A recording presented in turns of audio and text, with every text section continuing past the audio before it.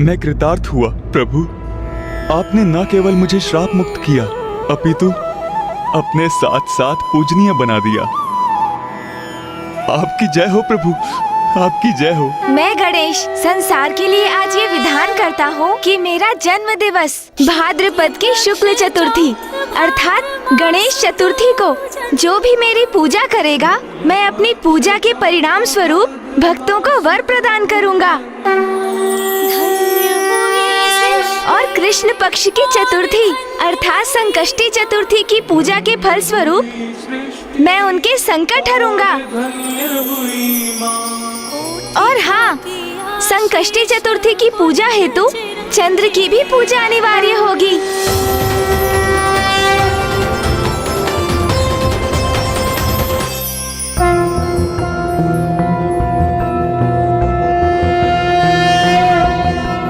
ओम भूर्भुवस्वः अमृतांगाय विद्महे कलारूपाय धीमहि तन्नो सोमो प्रचोदयात्।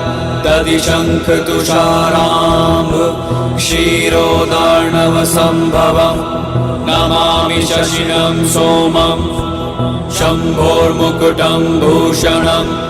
ओम श्रां श्रीं श्रौं सह चन्द्रमसे नमः।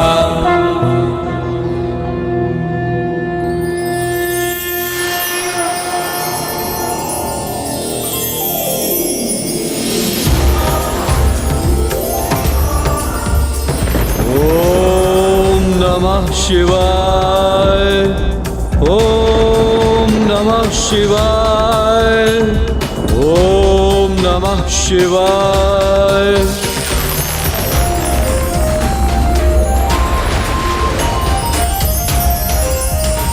ओम नमः शिवाय, ओम नमः शिवाय।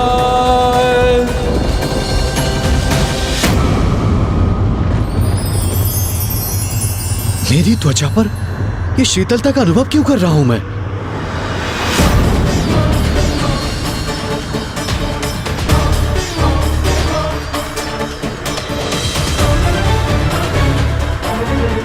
मेरा और मेरे तप का प्रभाव क्षीण पड़ रहा है। चंद्रदेव भी पुनः आकाश में स्थापित हो गए हैं।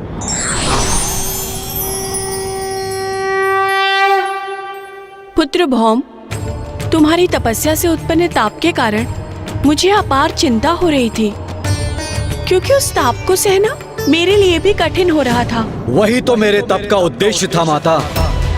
मैं इतना ताप, इतनी उष्णता उत्पन्न करना चाहता था जिससे महादेव भी प्रभावित हो, यहाँ आकर मुझे दर्शन देने के लिए विवश हो जाए। किंतु मेरा तप व्यर्थ क्यों हो गया? ताप के स्थान पर मैं शीतलता का अनुभव क्यों कर रहा हूँ? वो इसीलिए संभव हुआ पुत्र, क्योंकि प्रथम पूज्य गणेश जी ने चंद्रदेव पर कृपा कर उन्हें क्षमा कर आंशिक रूप से श्राप मुक्त कर दिया। गणेश गणेश गणेश गणेश गणेश, एक बार पुनः गणेश ने मेरी योजना को नष्ट कर दिया। ये गणेश मेरे मार्ग की बाधा बनता जा रहा है। मुझे शीघ्र इसका कोई उचित उपाय करना होगा। पिताश्री, मुझे क्षमा कर दीजिए। मैं अपने क्रोध को नियंत्रण करने के स्थान पर उसी के वश में आता रहा, जिसके परिणाम स्वरूप मैंने आपको भी दुख पहुंचाया। पिताश्री, अपने इस पुत्र को क्षमा कर दीजिए आप। गणेश, कभी कभी सिद्ध महात्मा भी अपने क्रोध के भाव में बह जाते हैं, किंतु मुझे बहुत प्रसन्नता है कि तुम्हारा क्रोध दूर हो चुका है और सब यथावत हो गया। अवश्य पिताश्री, इसके लिए भी आपको कोटि कोटि धन्यवाद। आपने मेरा मार्गदर्शन किया। मुझे इस क्रोधावस्था से निकालने हेतु माँ और भैया के साथ मेरी प्रार्थना की, और जिसके परिणाम स्वरूप ही मुझे इस समस्या का समाधान सूझा। पिताश्री, पुनः कोटि कोटि धन्यवाद पिताश्री। प्रणाम। अब चाहे परिस्थिति कुछ भी हो, मैं अपने क्रोध को स्वयं पर कदापि हावी नहीं होने दूंगा। ओम नमः शिवाय, ओम नमः शिवाय, ओम नमः शिवाय, ओम नमः शिवाय, ओम नमः शिवाय, ओम नमः शिवाय, ओम नमः शिवाय।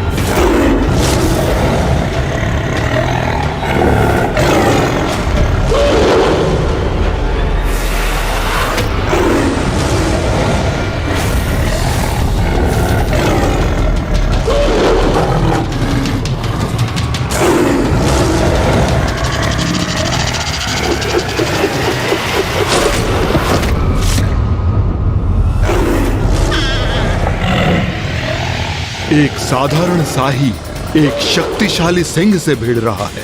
आश्चर्य है।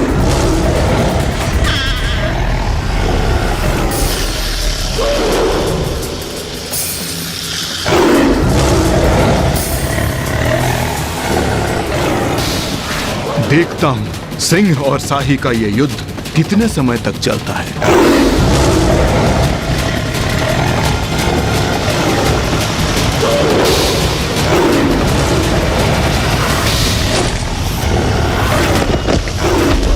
घोर आश्चर्य, एक छोटे से तुच्छ जीव ने सिंह जैसे विकराल भयानक जीव को आहत कर दिया। जो मैं देख रहा हूँ वो कोई माया है या फिर सत्य भी है, ये रहस्य ज्ञात होना ही चाहिए।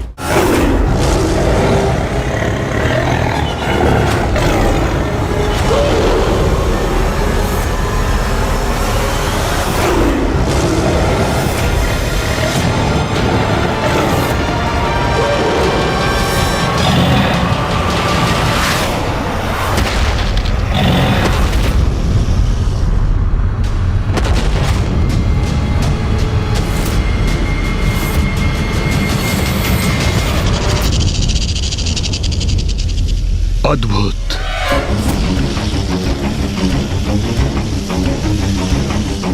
सिंह के उदर को चीरकर उसका अंत करने वाले कौन हो तुम? कोई साधारण शाही नहीं हो सकते तुम। अपना वास्तविक स्वरूप प्रकट करो।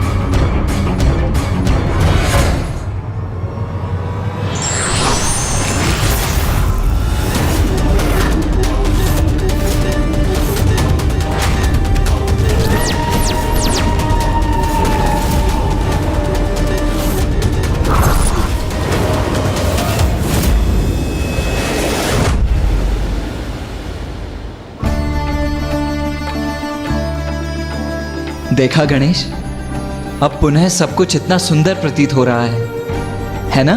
नहीं भैया, अभी एक और संकट शेष है। संकट? अब कैसा संकट गणेश? मेरा उदर संकट में है भैया। मेरा इतना सुंदर उदर धीरे धीरे भोजन से रिक्त होकर कम होता जा रहा है। इस संकट से निवारण हेतु मुझे शीघ्र जाकर भोजन करना चाहिए। हाँ, ये तो वास्तव में बहुत ही बड़ा संकट है गणेश। तुम्हारा उदर संकट में है। अरे, इससे बड़ा संकट भला कोई हो सकता है? प्रणाम असुर गुरु शुक्राचार्य। मैं हूँ शाही असुर दुर्बुद्धि। असुर हो तुम? ये कैसे संभव है? जहां तक मुझे ज्ञात है, देवी कौशिकी, देवी काली और देवी चंडमारी ने जब शुंभ निशुंभ के साथ युद्ध किया था तो उसके साथ सारे असुर भी मारे गए थे।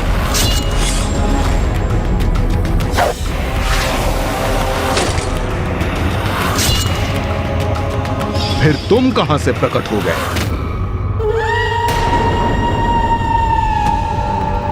उस विनाशकारी युद्ध में सभी असुरों का वध नहीं हुआ असुर गुरु।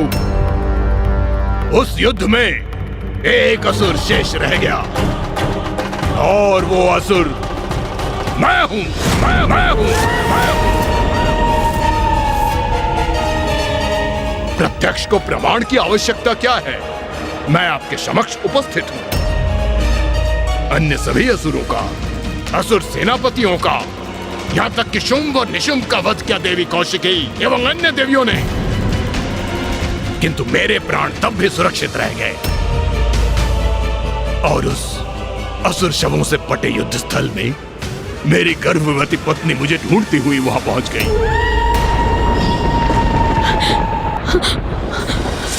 कहाँ है आप स्वामी? आप कहाँ हैं स्वामी? स्वामी आप कहाँ हैं?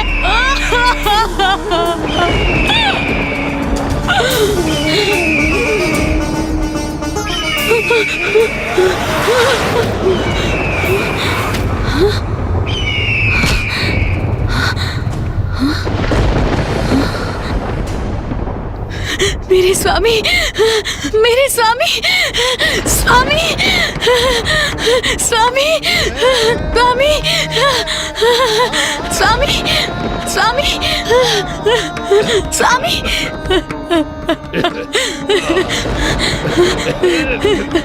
मुझे क्या था, आप अवश्य ही जीवित होंगे स्वामी, और आप जीवित हैं। रोदन करने की कोई आवश्यकता नहीं। मैं जीवित हूँ, किंतु तुम इस अवस्था में यहाँ असुरों का भीषण संहार देखने के लिए, हमारी पराजय का ऐसा भयानक परिणाम देखने के लिए क्यों आई हो? असुर महानायक शुंभ ने हमें विजय का विश्वास दिलाया था, किंतु हुआ क्या? असुरों का ऐसा भीषण सर्वनाश। असुर समुदाय नष्ट हो चुका है प्रिय। मेरे सिवा कोई असुर शेष नहीं रहा। नहीं स्वामी, नहीं, अभी असुरों का समुदाय नष्ट नहीं हुआ है, आप जो जीवित हैं। किंतु मैं अकेला क्या करूंगा प्रिय? एक क्षत विक्षत आहत और एक अकेले असुर में भला कितना सामर्थ्य हो सकता है?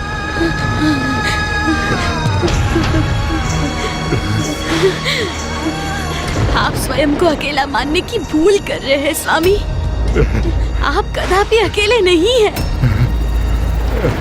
इस भयंकर युद्ध में जहाँ बड़े बड़े पराक्रमी असुर योद्धा मृत्यु को प्राप्त हुए, उसमें केवल आप शेष रहे। ये तो कोई संयोग नहीं, अवश्य ही इसके पीछे कोई बड़ा कारण है। प्रतिशोध, प्रतिशोध स्वामी, असुरों के संहार का प्रतिशोध, जो आपको उन दुष्ट देवताओं से लेना है। जो कार्य शुंभ और निशुंभ नहीं कर सके, वो कार्य अब आप और आपका पुत्र करेगा स्वामी। आपका पुत्र और आप करेंगे।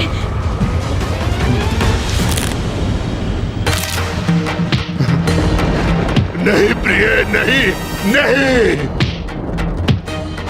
असुरों के समूल नाश के बाद भी मेरी पत्नी ने हमारे शिशु को जन्म दिया।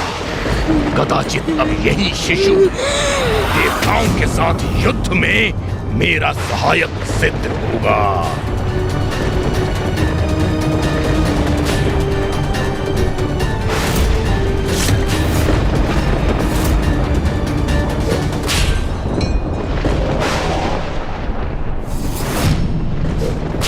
मेरी पत्नी तुम्हारी मां ब्रीहि ने तुम्हें संसार में समय से पूर्व लाने के लिए अपना जीवन निछावर कर दिया, और अब असुरों के वंश को, देवता और असुरों के मध्य शत्रुता को हम दोनों मिलकर जीवित रखेंगे।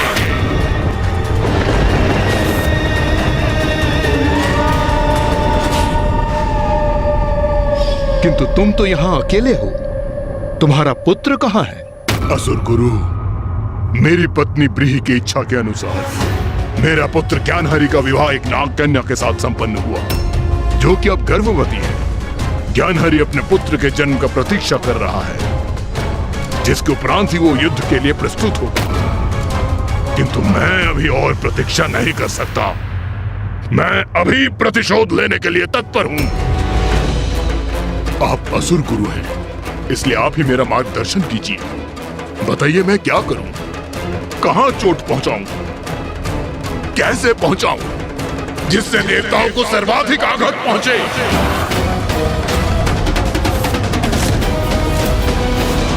यदि तुम वास्तव में देवताओं पर आघात पहुंचाना चाहते हो तो तुम्हें महादेव पुत्र गणेश जी से निपटना होगा।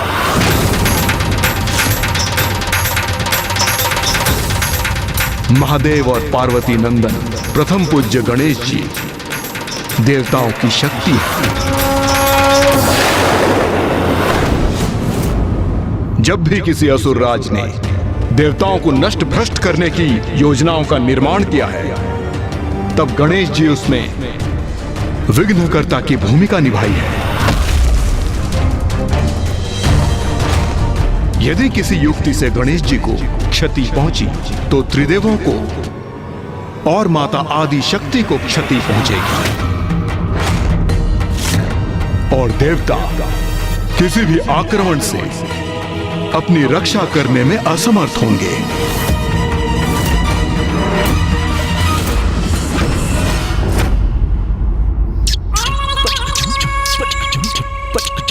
प्रभु प्रभु, ये प्रभु कहाँ चले गए?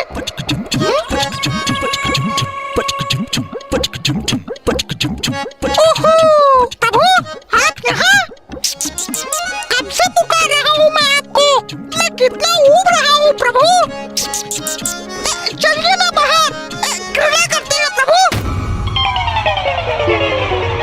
ओहो, क्या हुआ मूषक जी?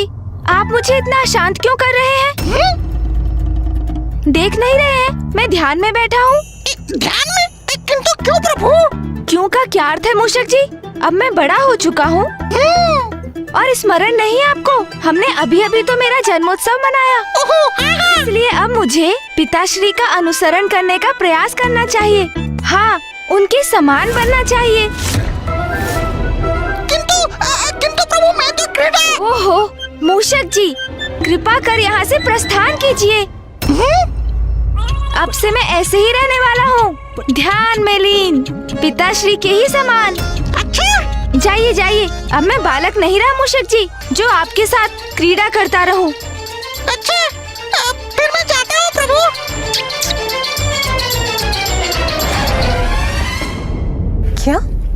क्या कहा गणेश ने? माता, मैं भी आपके समान शक्ति में आ गया था। जब उन्होंने कहा कि अब से वो सदा ध्यान में ही लीन रहेंगे, मेरे साथ क्रीड़ा नहीं करेंगे।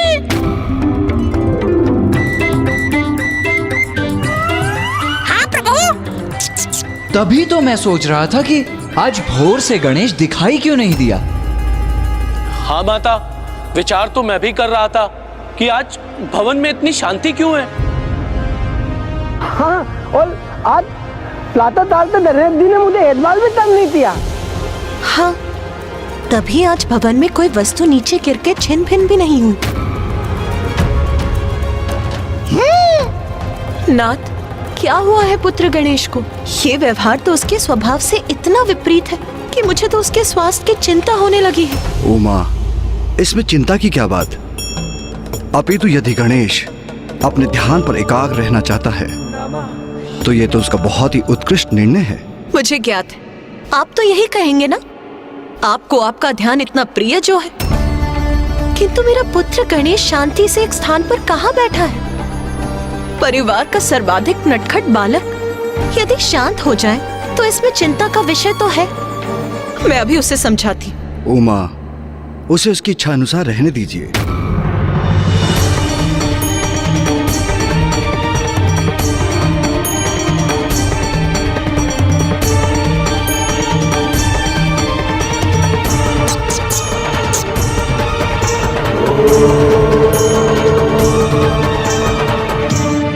तो ये बताइए असुर गुरु, गणेश को कहाँ पाऊं और उसे कैसे क्षति पहुंचाऊं? इसका तो एक अत्यंत सरल उपाय है दुर्बुद्धि।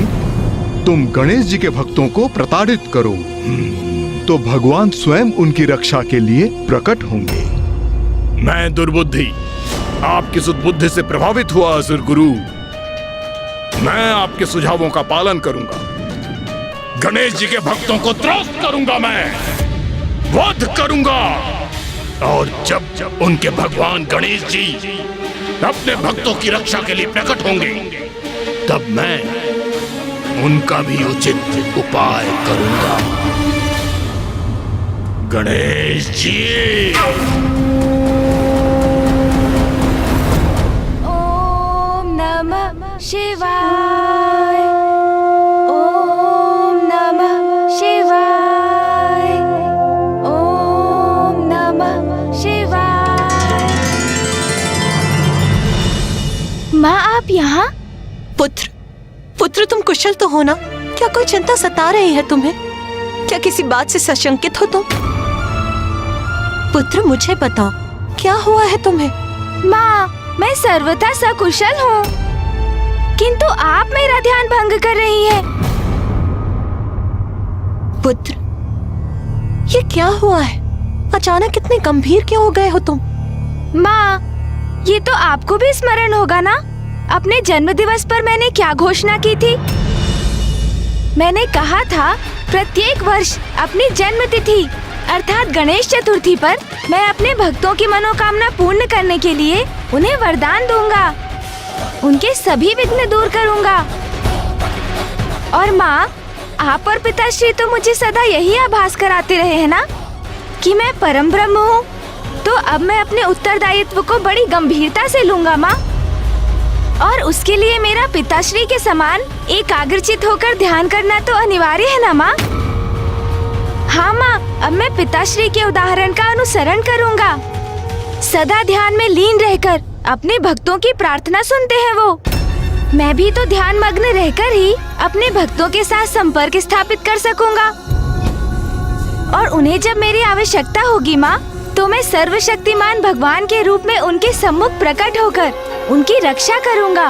परम ब्रह्म हूँ मैं, तो मुझे उनके अनुरूप आचरण तो करना ही होगा ना माँ। जो कुछ आपने और पिताश्री ने मुझे सिखाया है माँ, मैं उसी का पालन करने की तो चेष्टा कर रहा हूँ, और आपने उसके आरंभ में ही मेरा ध्यान भंग कर दिया माँ। पुत्र, तुम्हारा प्रयोजन समझ गई हूँ मैं। अब तुम निर्विघ्न ध्यान करो, उसमें अब मैं कोई बाधा नहीं डालूंगी। तुम स्वयं में ही रम जाओ। एक ओर तुम्हारे पिताश्री और दूसरी ओर तुम। अच्छा, तो ये बात है। फिर तो पुत्र, तुम्हें परखने के लिए हमें भी कुछ करना ही चाहिए।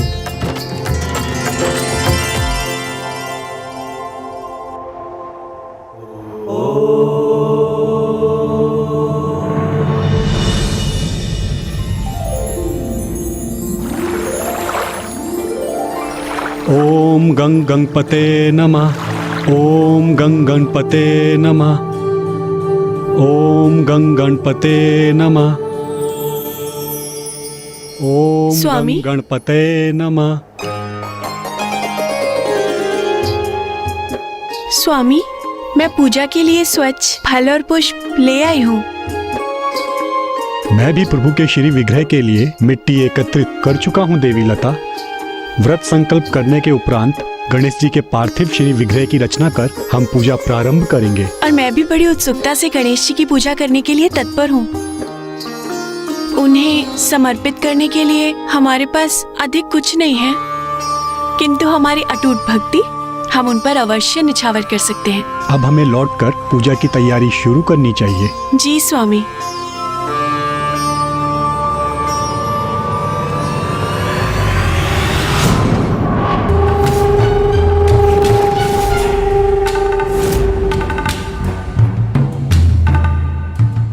चाहूं तो अभी इस ब्राह्मण और उसकी पत्नी का वध कर दूं, किंतु ऐसा नहीं करूंगा। मैं गणेश जी की पूजा करने जा रहे हैं ना ये दोनों, तो मैं इन्हें प्रताड़ित करूंगा, कष्ट दूंगा। तब देखता हूं गणेश जी इनकी रक्षा है तो यहाँ प्रकट होते हैं अथवा नहीं।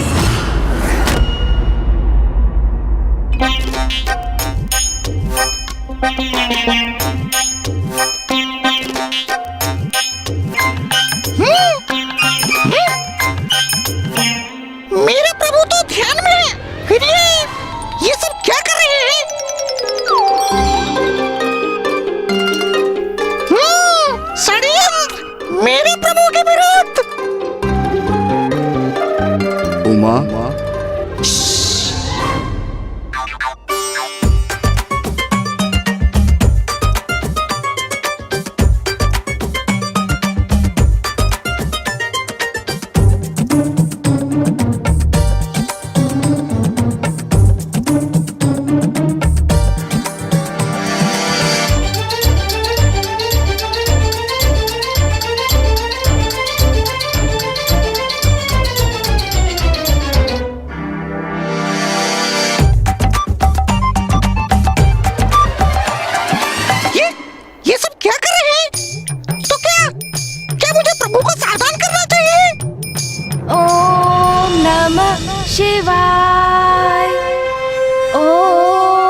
नमः शिवाय। ओम नमः शिवाय। ओम नमः शिवाय। ओम नमः शिवाय। ओम नमः शिवाय। ओम नमः शिवाय। ये ध्यान करते करते अचानक मुझे लड्डुओं और मिष्ठानों की सुगंध क्यों आने लगी?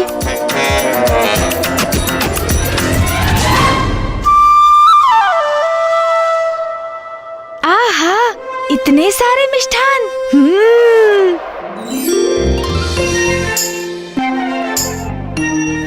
स्मरण आया। माँ ने कहा था अन्न को ना कहना अन्न का अपमान होता है।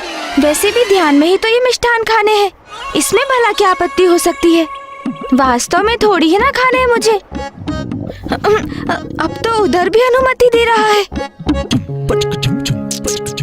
नहीं नहीं प्रभु, ये क्या कर रहे हैं आप?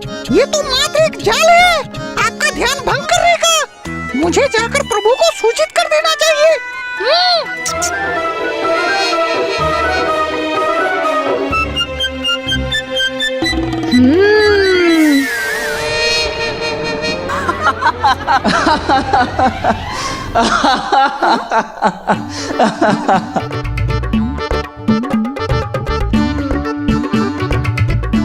अरे क्या हुआ पुत्र, तुम तो ध्यान में बैठे थे, फिर?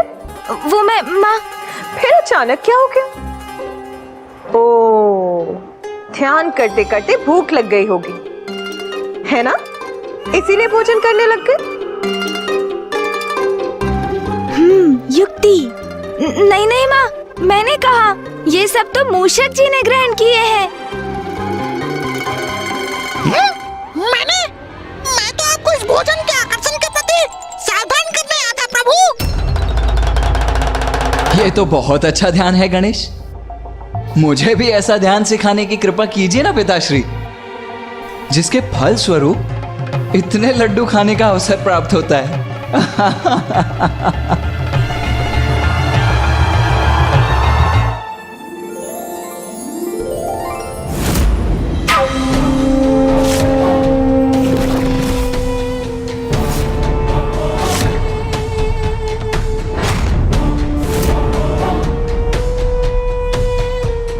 दुर्बुद्धि की कुबुद्धि क्रियान्वित हो गई है।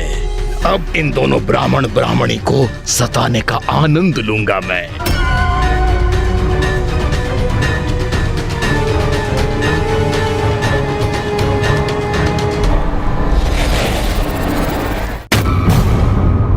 उचित है, उचित है। आप सभी मुझे गंभीरता से नहीं लेते ना? तो और मनोरंजन कीजिए अपना, हंसिए आप सभी। मैं तो ये शेष लड्डू भी ग्रहण करता हूँ।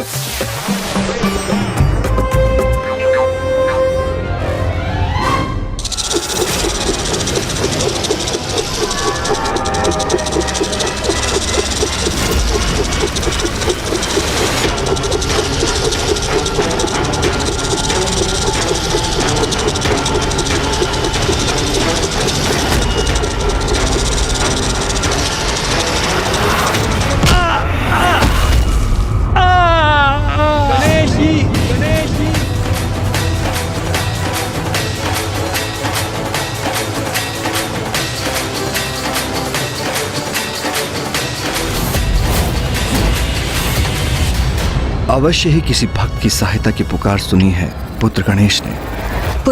उमा, पुत्र कार्तिकेय, अब हमें गणेश को अकेला छोड़ना होगा।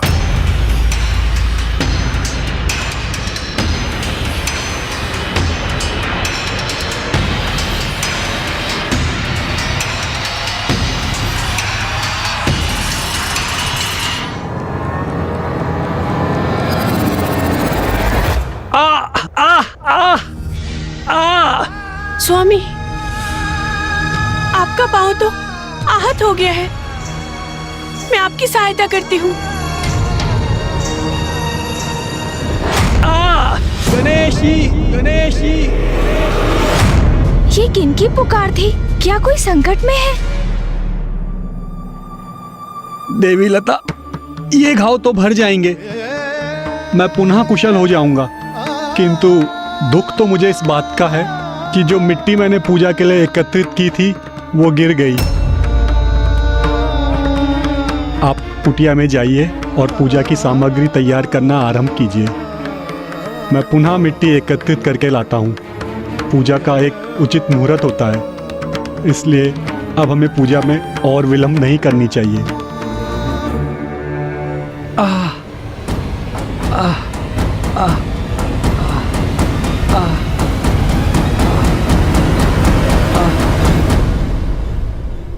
पार्वती नंदन गणेश जी की पूजा के पूर्व ये कैसा विघ्न उत्पन्न हो गया? नहीं नहीं, इस विचार को तो मुझे अपने हृदय में भी नहीं लाना चाहिए।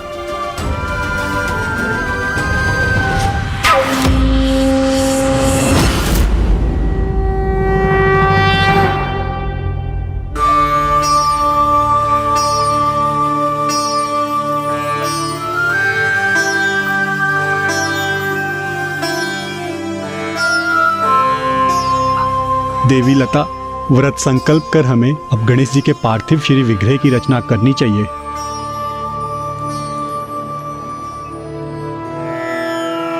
ओम गणपते नमः।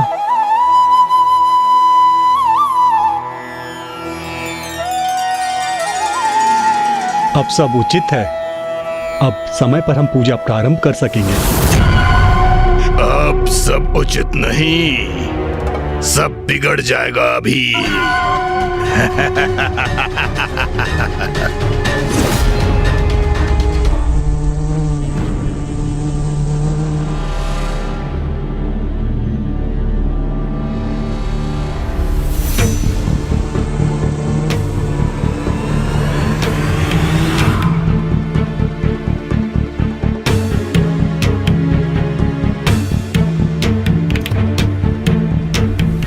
स्वामी, क्या हुआ?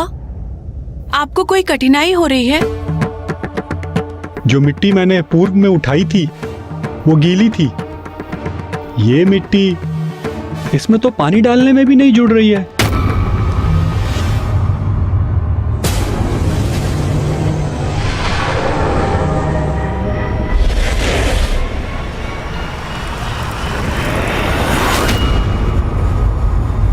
स्वामी, पूजा के पुष्प नष्ट हो रहे हैं। पर ये कैसे हो सकता है? मैंने तो बहुत ध्यान से एक एक पुष्प को चुना था।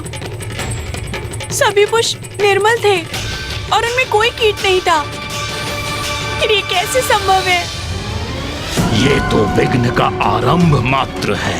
अब देखता हूँ ये कैसे संपन्न करते हैं गणेश की पूजा। ये किस प्रकार के संकट का आभास है जो मुझे सुनाई पड़ रहा है?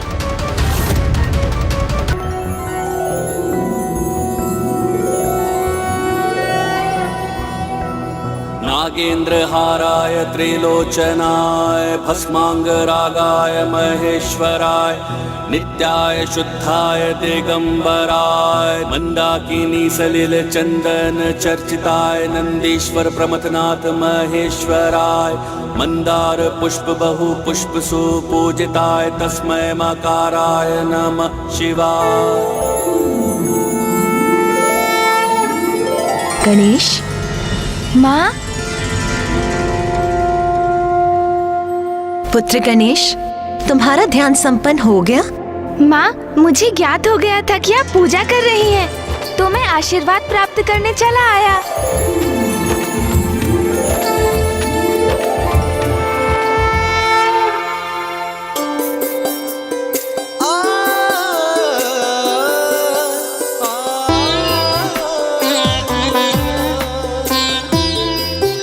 क्या सोच रहे हो पुत्र?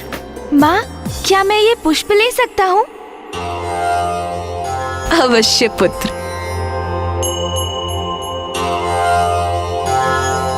प्रणाम माँ।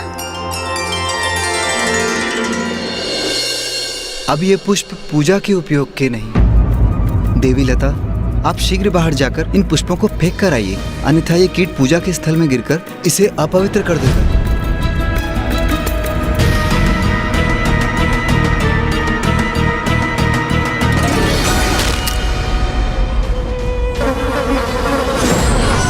सताने में, इनकी पूजा में अवरोध उत्पन्न कर बड़ा आनंद आ रहा है मुझे। श्री गणेश जी की मूर्ति बनाने में असमर्थ क्यों हो रहा हूँ मैं? ये क्या हो रहा है? हमारी पूजा में एक के बाद एक विघ्न उत्पन्न क्यों हो रहा है? स्वामी, विघ्न से विचलित नहीं होंगे हम। पूर्ण श्रद्धा और भक्ति से अपनी पूजा संपन्न करेंगे। किंतु कैसे करेंगे पूजा? मेरे द्वारा बनाया गया गणेश जी का श्री विग्रह बिखर रहा है। पूजा के पुष्पों में कीट है। गणेश जी को हम क्या समर्पित करेंगे? पुष्प नहीं है तो कोई बात नहीं। मैंने गणेश जी के लिए घृत के कुछ लड्डू बनाए हैं और हमारे पास अभी भी कुछ नवीन फल है। गणेश जी को लड्डू और फल अत्यंत प्रिय है, वो उन्हें अवश्य स्वीकार करेंगे। अरे अरे, फल और लड्डू तो मुझे भी अत्यंत प्रिय हैं। आप श्री विग्रह की चिंता कीजिए, तब तक मैं स्थल को स्वच्छ कर लेती हूँ। फिर जो भी हमारे पास होगा उसी से हम अपनी पूजा संपन्न कर लेंगे।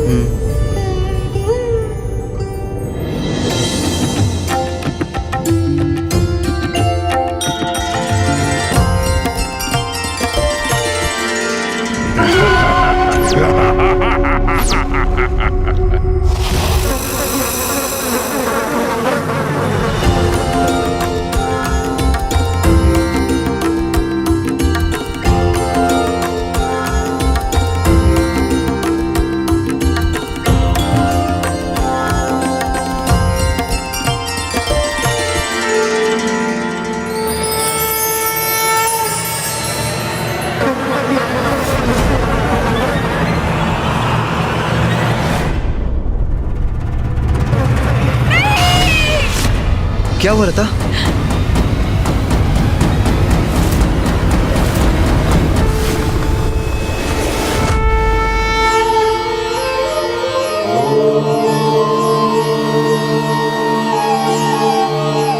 प्रणाम पिताश्री।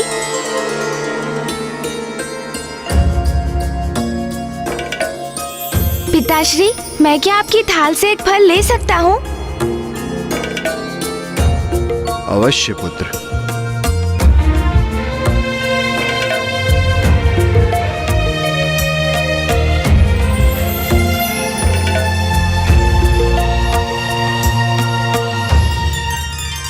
गणेश, क्या तुम ये लड्डू और फल आगे के लिए शेष रख रहे हो? हाँ पिताश्री, आप कुछ ऐसा ही समझ लीजिए। प्रणाम पिताश्री।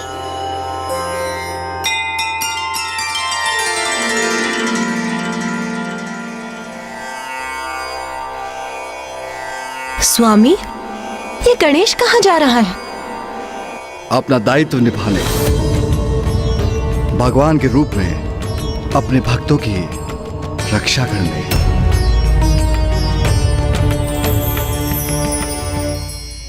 ये सब क्या हो रहा है देवी लता? हमारा व्रत संकल्प, हमारी पूजा सब पूर्ण नहीं हो पाएंगे क्या? कदाचित गणेश जी हमसे क्रुद्ध हैं। नहीं, ऐसा विचार मत लाइए मन में। भला गणेश जी हमसे क्यों क्रुद्ध होंगे? तो फिर क्या कारण है स्वामी, आप ही बताइए। अभी तक कुछ भी उचित नहीं हुआ है। एक के बाद एक विघ्न उत्पन्न हो रहे हैं हमारी पूजा में। और गणेश जी, वो तो इन सबसे अनभिज्ञ हैं। हमारी श्रद्धा और भक्ति उनको दिखाई नहीं देती। हम दरिद्र ब्राह्मण हैं। हम सर्वस्व निछावर कर उनकी पूजा करने के लिए तत्पर हैं, किंतु विघ्न तो दूर, उनकी पूजा में निरंतर विघ्न उत्पन्न हो रहे हैं। ओहो गणेश जी, देखिए आपके भक्त तो आपसे निराश हो रहे हैं और ये दशा मात्र इनकी नहीं, आपके प्रत्येक भक्त की होगी। इन्हें इस अवस्था में मैं लेकर आऊंगा। जिनको आप पर अटूट विश्वास है उनको निरंतर प्रताड़ित करूंगा मैं। तो उनकी रक्षा करने हेतु क्यों नहीं प्रकट हो रहे हैं आप? अब जब पूजा का मुहूर्त बीत चुका है तो ये पूजा निरर्थक हो गई। हमारा व्रत संकल्प, हमारी आस्था सब व्यर्थ हो गया। नहीं नहीं, अभी सब कहाँ नष्ट हुआ। ये तुम्हारे द्वारा गढ़ी गणेश जी की मूर्ति मेरी दृष्टि को खटक रही है। उसे भी नष्ट करना चाहिए मुझे।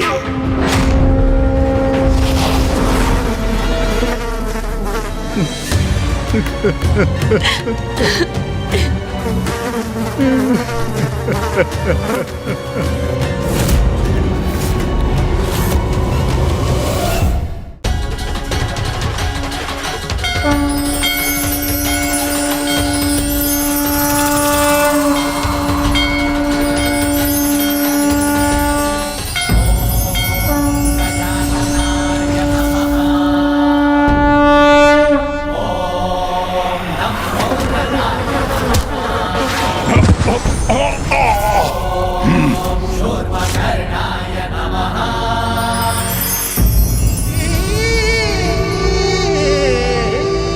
ब्राह्मण देव, माता, आप किस बात का शोक मना रहे हैं? कुछ भी तो व्यर्थ नहीं हुआ।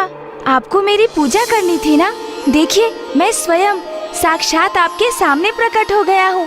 अब आप संतोष मन से प्रसन्नता पूर्वक मेरी पूजा कर सकते हैं। किंतु प्रभु, आपको समर्पित करने के लिए हमारे पास कुछ भी शेष नहीं है। हमारी पूजा की सारी सामग्री तो नष्ट हो चुकी है। ओह हाँ, आपने तो अच्छा स्मरण दिलाया। पूजा की सामग्री तो मैं साथ लाया हूँ माता। ये लीजिए माता।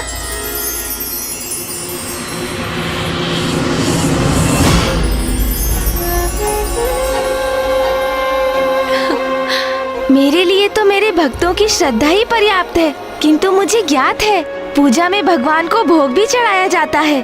तो समझ लीजिए, ये सभी सामग्री आपकी पूजा के लिए मेरी माँ और पिताश्री की ओर से भेंट है। स्वयं महादेव और माता पार्वती के कृपा के पात्र बनकर हम कृतार्थ हो गए।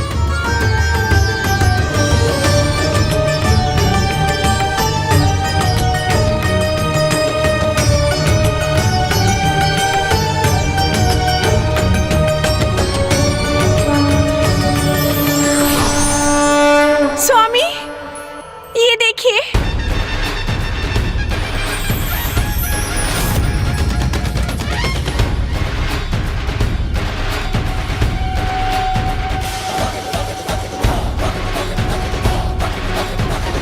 तो ये गजमुख है महादेव पुत्र गणेश। ये तुच्छ बालक मेरी योजना पे पानी फेर दे, ये मैं कदापि स्वीकार नहीं करूंगा। अब तो भगवान गणेश का उनके भक्तों के समक्ष वध करके अत्यंत भयंकर बाधा उत्पन्न करूंगा पूजा में मैं। मेरे भक्तों पर कोई आँच नहीं आने दूंगा मैं। संकट कैसा भी क्यों ना हो, उसे उनसे सदा दूर करूंगा मैं। संकट में भक्त नहीं, अब उनके भगवान होंगे। दुर्बुद्धि की कुबुद्धि से उत्पन्न हुई युक्ति अब शीघ्र सफल होगी। प्रथम पूज्य गणेश जी।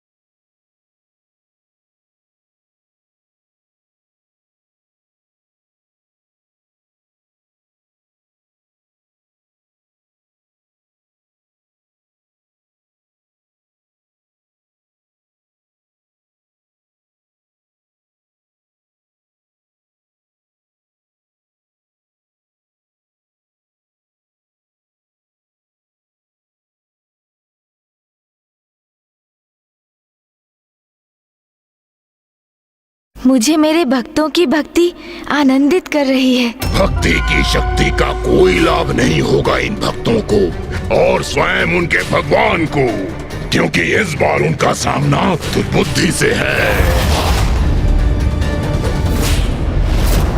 अब मैं जाकर पूजा करने वाले और पूजा प्राप्त करने वाले भगवान दोनों को ही नष्ट कर दूंगा।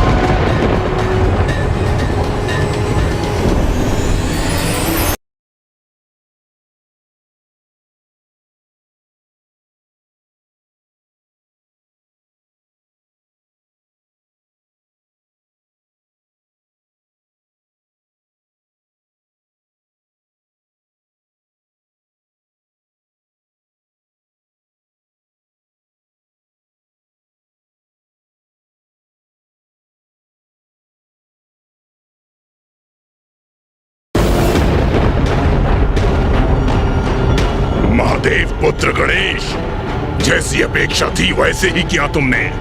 मेरे आखिर जाल में फंसे गए। मैं सर्वप्रथम तुम्हारे समक्ष तुम्हारे भक्तों के प्राण हरूंगा और फिर तुम्हें असुरों के मार्ग से हटाऊंगा। प्रभु, आपने हम पर कृपा कर हमें कृतार्थ कर दिया। मैं आ रहा हूं गणेश, तुम्हें तुम्हारी मृत्यु से भेंट कराने।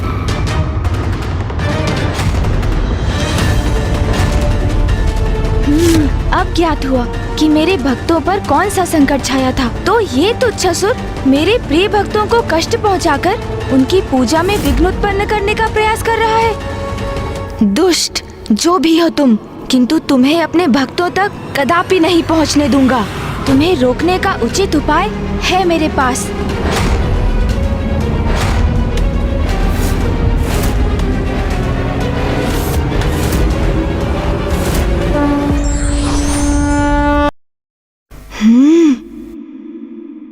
जब तक मैं अपने भक्तों की पूजा स्वीकार करता हूँ, तब तक मेरा दूसरा प्रतिरूप योद्धा गणेश इस उद्दंड असुर को उचित पाठ पढ़ाएगा।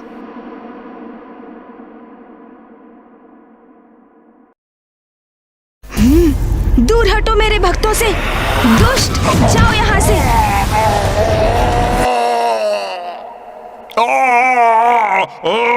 गणेश के एक ही आघात से कहाँ उड़ा जा रहा हूँ मैं। अब यहाँ लौटने का दुस्साहस भी मत करना दुष्ट। ओम नमः शिवाय।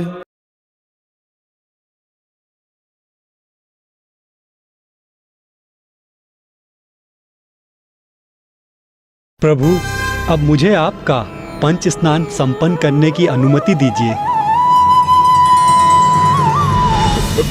एक गजमुख बालक के प्रहार से अपना नियंत्रण नहीं खो सकता हूँ मैं।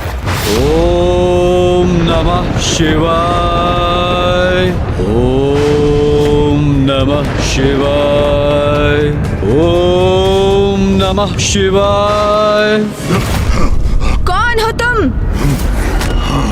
अपना परिचय दो और क्यों आए हो यहाँ? अरे, ये यहाँ भी आ गया। तुम्हें मेरा परिचय ज्ञात नहीं, परंतु मुझे तुम्हारा परिचय भली भांति ज्ञात है। तुम कौन हो? प्रथम पूज्य गणेश। तुम्हारा नाम मुझसे अज्ञात अवश्य है, किंतु ये तो स्पष्ट है कि एक भीरू असुर हो तुम। भीरू, क्योंकि पीछे से वार करना, वो भी निर्दोष असहाय ब्राह्मण दंपत्ति पर। ऐसी भीरुता युक्त नीचता कोई असुर ही कर सकता है। तुम्हें क्या लगा इस दरिद्र ब्राह्मण दंपति के लिए आया हूँ मैं? कदापि नहीं। इन्हें कष्ट देना तो एक उपाय था, तुम्हें यहाँ आने के लिए विवश करने का। महादेव पुत्र गणेश, क्योंकि सत्य है ना, अगर भक्त को कष्ट हो तो भक्त के कष्ट को दूर करने के लिए भगवान प्रकट होते हैं। अब तुम यहाँ प्रस्तुत हो ही गए हो, तो ये भी भली भांति समझ लो प्रथम पूज्य गणेश, तुम्हारा काल दुर्बुद्धि हूँ मैं, दुर्बुद्धि हूँ मैं, दुर्बुद्धि हूँ मैं। ओम नमः शिवाय। ओम नमः शिवाय। मैं हूँ वो एकमात्र असुर जो शुंभ के साथ युद्ध में देवी कौशिकी द्वारा समस्त असुरों के संहार के पश्चात शेष है। और मैं शेष क्यों रहा, इसका कारण ज्ञात है तुम्हें? मेरे जीवन का उद्देश्य है उस कार्य को पूर्ण करना जो शुंभ और निशुंभ ने आरंभ किया था, देवताओं पर असुरों की विजय। शुंभ निशुंभ जैसे अति बलशाली असुर कुमार्ग का चयन करने के कारण ही माँ से दंडित हुए। उनका संहार किया माँ ने।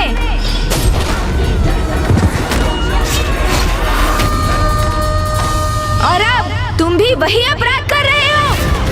दुर्बुद्धि, सद्बुद्धि जागृत करो अपने भीतर और तनिक विचार करो। माँ ने तुम पर दया कर तुम्हें जीवित छोड़ दिया, तो अब तो सन्मार्ग पर चलो, सत्कर्म करो। जाओ, मैं तुम्हें एक अवसर देता हूँ, सुधार लो अपना जीवन दुर्बुद्धि। अवसर प्राप्त करने ही तो आया हूँ यहाँ। असुरों के प्रयोजन को सिद्ध करने का अवसर। शुंभ निशुंभ से भूल हुई, तुम्हारी माता से उलझ गए। उन्हें तुम्हें क्षति पहुंचाने का प्रयत्न करना चाहिए था, क्योंकि यदि तुम्हें पराजित कर दिया तो देवता तो स्वतः पराजित हो जाते। किंतु मैं शुंभ के समान कोई मूर्खता नहीं करूंगा। तुम्हारा अंत करूंगा प्रथम पूज्य गणेश।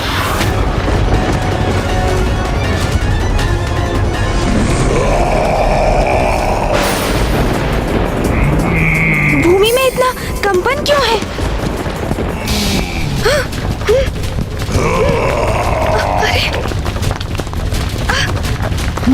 ये क्या? तो ये अपने तन के नुकीले कंटकों का प्रयोग कर रहा है। इन सभी को नष्ट करूंगा मैं।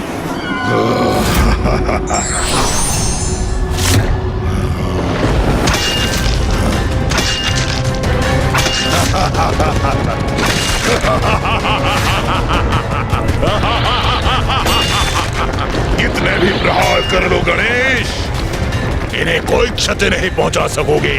मेरे नुकीले कंटक तुम्हें घेर कर बंदी बना लेंगे।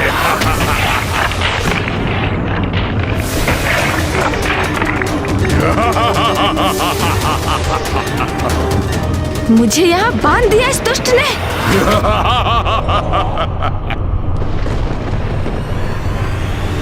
क्या हुआ गणेश? मेरे इस विशेष कारागार में बंदी बनकर आनंद आ रहा है? अभी तो ये मात्र आरंभ है, बहुत कुछ शेष बाकी है।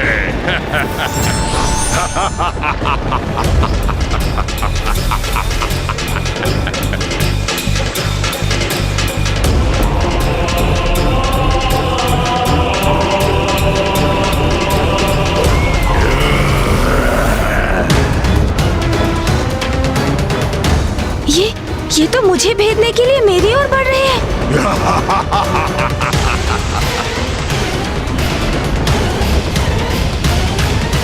प्रथम पूज्य गणेश, अब कुछ ही क्षणों में मेरे नुकीले कंटक तुम्हारे तन को छलनी कर देंगे।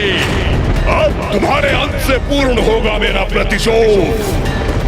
देवी कौशिकी ने मेरे संपूर्ण समुदाय का अंत किया था, तो अब मैं तुम्हें छीन लूंगा देवताओं से। तुम जिनके संरक्षक हो, तत्पश्चात मैं उन पर ऐसा आक्रमण करूंगा जिनकी चित्कार से संपूर्ण ब्रह्मांड गूंज उठेगा।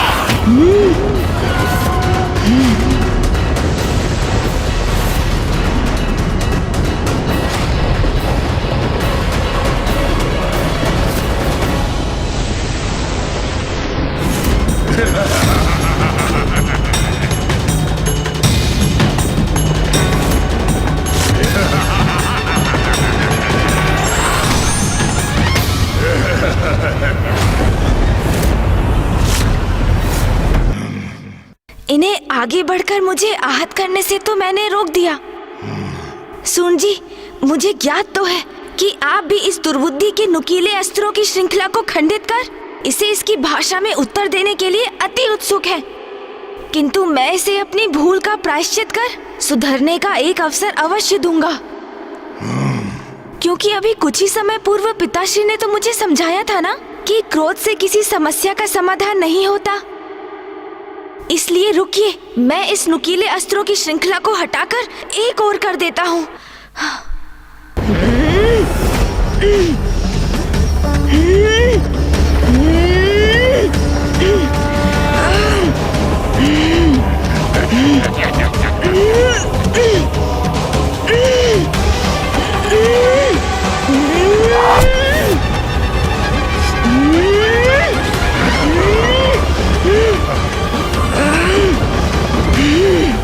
वाह वाह, लाल रंग इसका प्रमाण है कि मैं सफल हो रहा हूं।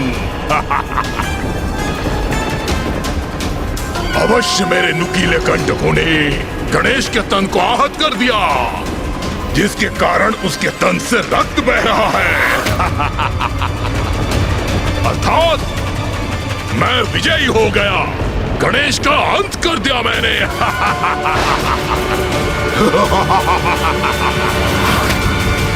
ये कैसी ध्वनि है?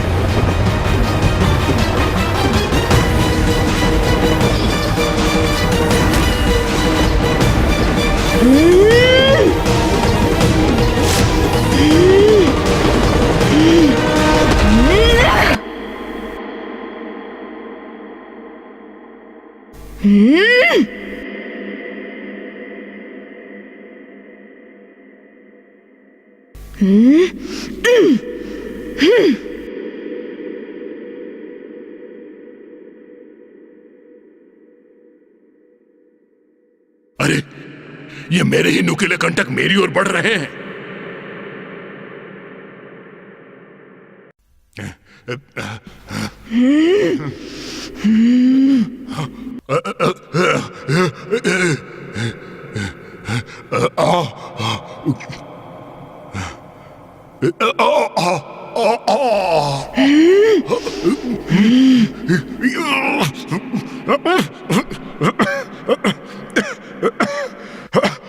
ये क्या हुआ?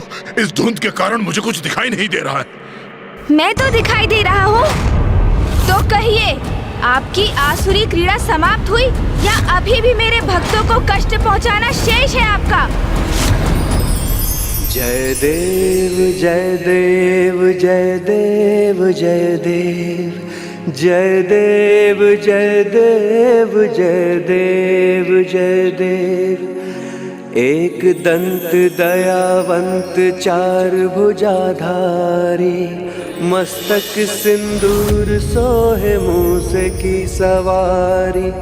एक दंत दयावंत चार भुजाधारी, मस्तक सिंदूर सोहे मूस की सवारी।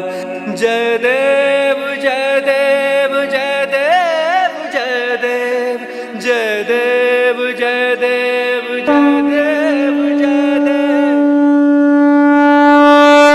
महादेव पुत्र गणेश की जय।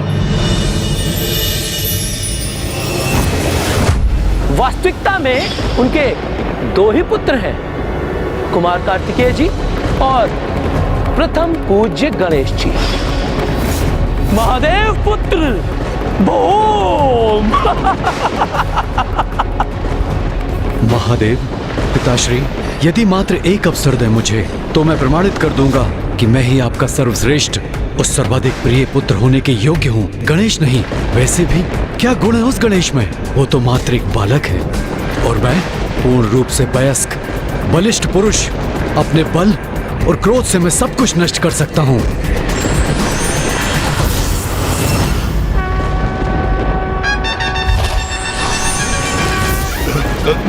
तुम अंत करोगे मेरा? तुम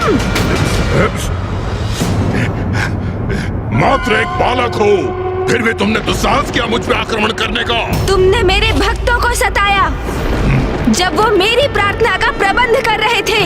तुमने अनेकों विघ्न उत्पन्न करने का प्रयास किया।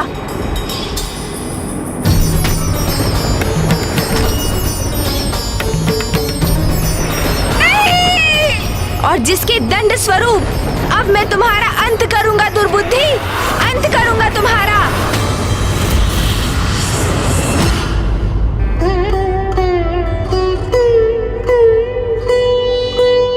प्रभु, हमारे पास आपको भेंट देने के लिए साधारण वस्त्र के सिवाय कुछ भी नहीं। कृपया इसे स्वीकार कीजिए प्रभु। तुम्हारे दुष्कृत्य के लिए उचित उपहार है मेरे पास दुर्बुद्धि। स्वीकार नहीं करोगे? ये तुम्हारे लिए उचित दंड होगा।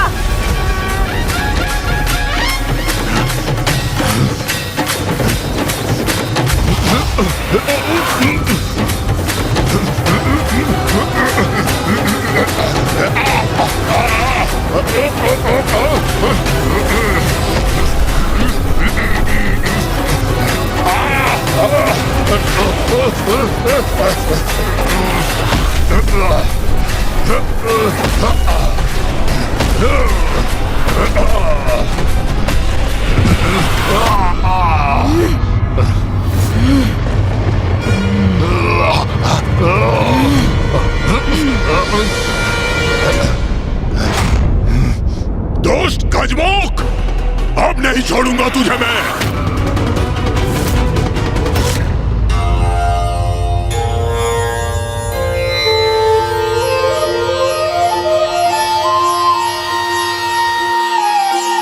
प्रभु, अष्टगंध प्रस्तुत है।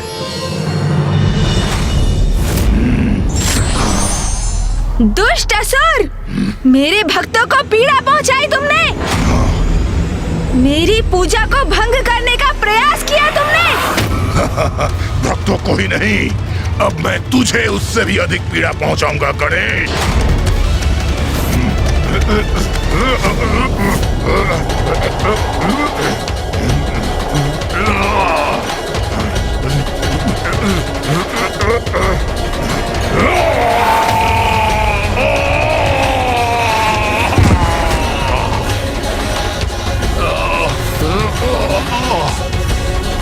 ये दुष्ट गजमुख बार बार मुझ पर भारी कैसे पड़ रहा है?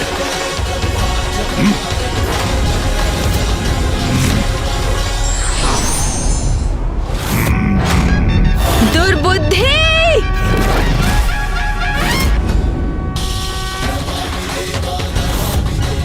ये तो अति प्रचंड प्रहार करने के लिए आगे बढ़ रहा है। क्या करूं मैं? कैसे रोकूं इसे?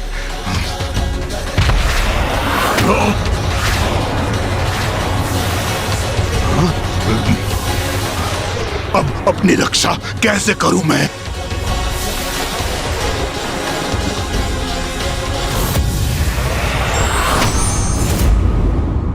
ये कहाँ गायब हो गया? ये अचानक कहाँ गया ये दुष्ट असुर? दुर्बुद्धि, कहाँ गए तुम? कहाँ छिप गए हो तुम? दुर्बुद्धि हूं मैं गणेश। मुझे पराजित करना इतना सरल नहीं, क्योंकि मेरी कुबुद्धि में अनेकों युक्तियां हैं। अब मैं अपने इस रूप में विष डंक का आघात करूंगा तुम पर।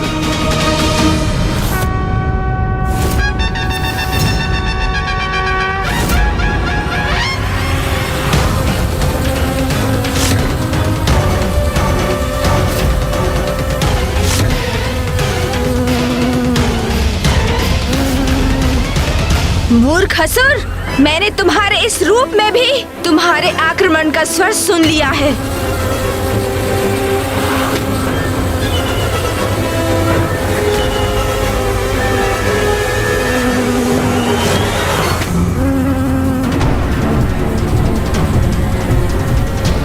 इसने मेरा वार पुनः विफल कर दिया।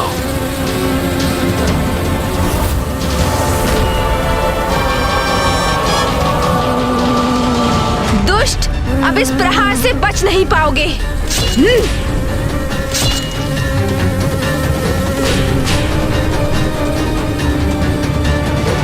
इसने पुनः आहत किया मुझे। अब इसका परिणाम भुगतना ही होगा इस गजमुख गणेश को।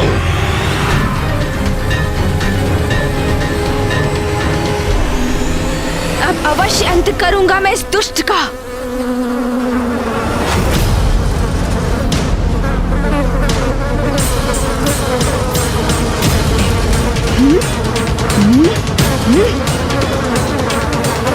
एकाग्रता से ही पकड़ा जा सकता है इसे।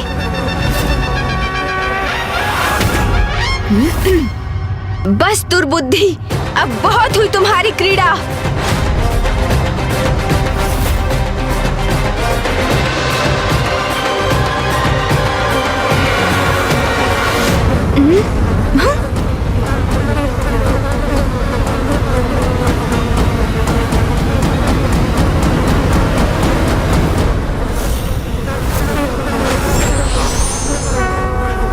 ओम शांति शांति शांति। दुर्बुद्धि, अब तुम्हें उचित दंड देता हूँ।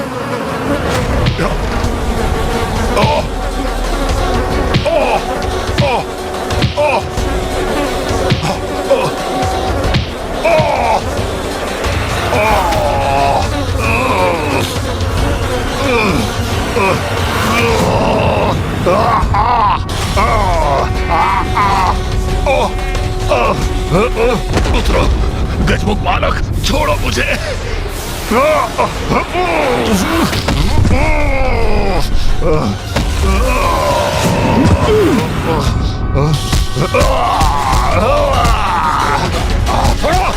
तुम्हारे कृत्यों का दंड ये रहा दुष्ट। छोड़ो मुझे। अब तुम्हें कदापि नहीं छोड़ूंगा मैं।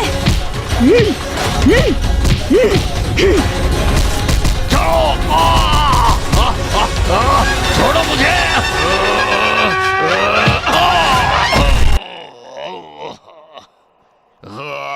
दूसरों को कष्ट देने में बहुत आनंद आता है ना तुम्हें? अब स्वयं कष्ट में हो तो कैसा प्रतीत हो रहा है दुर्बुद्धि? अपने नुकीले कंटकों से मेरे भक्तों को पीड़ा देने का दुस्साहस किया था ना तुमने? तो लो अब उसका परिणाम सहो।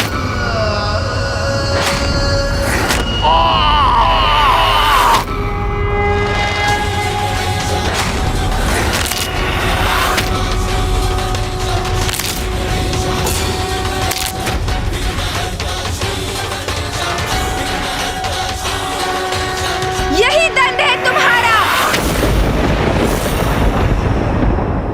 मैंने तुम्हारे तन के सभी नुकीले कंटक छीन लिए हैं तुमसे।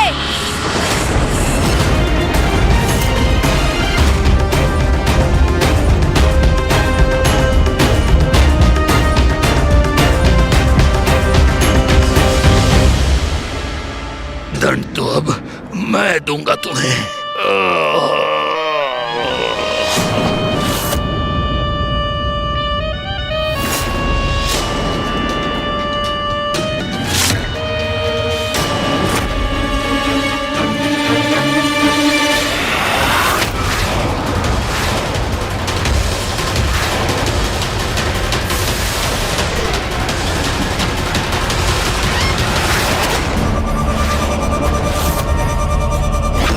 कपटी निर्लज असुर, तुम जीवित रहने के योग्य ही नहीं।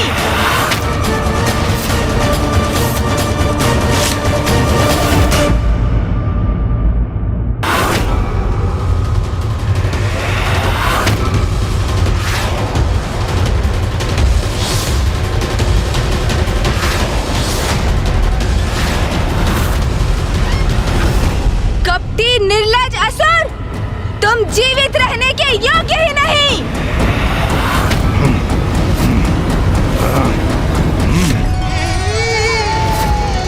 हे ब्रह्मदेव, माता, मैं आप दोनों की पूजा से अत्यंत प्रसन्न हुआ। आप दोनों ने अपनी भक्ति के उदाहरण से ये स्थापित कर दिया कि यदि व्यक्ति का उद्देश्य पवित्र हो, उसका हृदय निर्मल हो, तो फिर कोई भी बुरी शक्ति उसके लक्ष्य प्राप्ति में बाधा नहीं बन सकती। क्योंकि जिनके विचार शुद्ध हैं, निर्मल हैं, भगवान भी उन्हीं का साथ देने के लिए प्रेरित होते हैं। आप दोनों की भक्ति से प्रसन्न होकर मैं आप दोनों को संपन्नता का आशीष देता हूँ।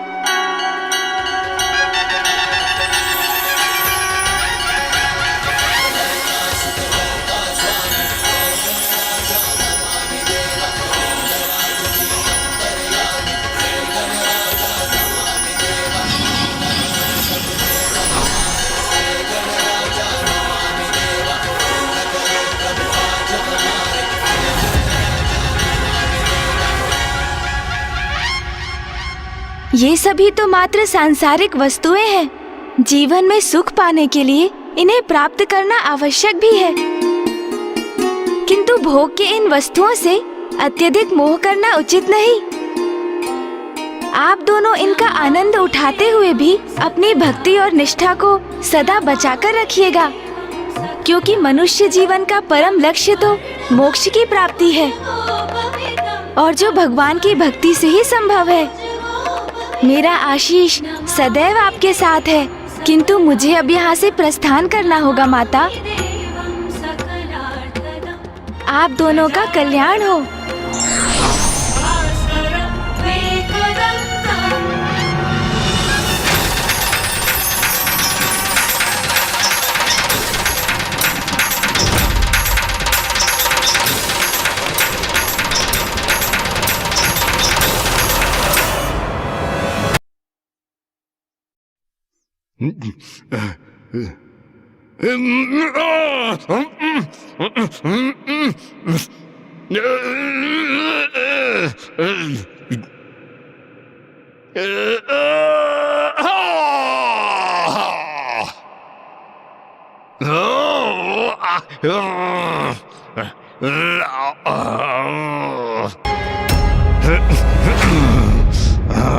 भगवान के लिए उसका भक्ति ही सर्वोच्च है दुर्बुद्धि। मेरे भक्तों को पीड़ा देकर तुमने बहुत बड़ा अपराध किया है, जिसका दंड अब तुम्हें अवश्य प्राप्त होगा।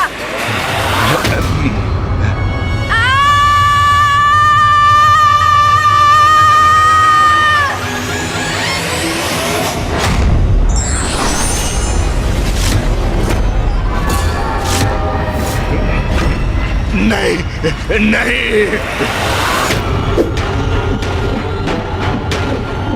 नहीं,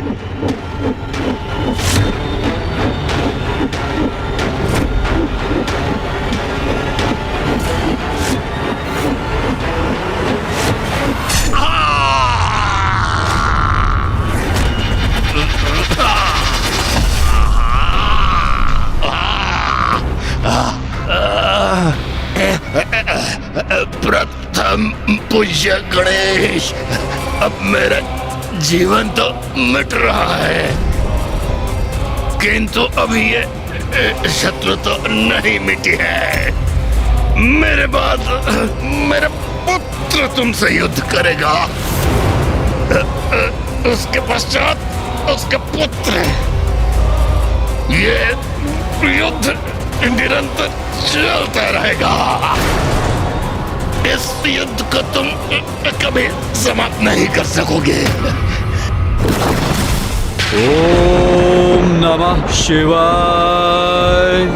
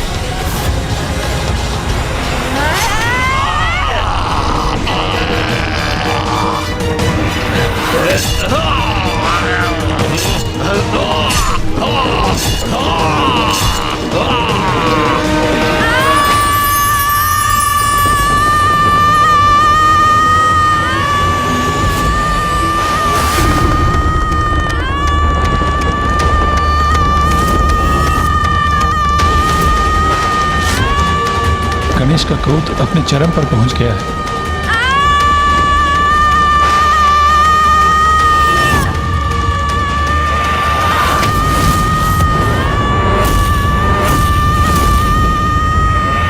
गणेश जी का क्रोध तो गर्जना के रूप में चारों दिशाओं में ध्वनित हो रहा है।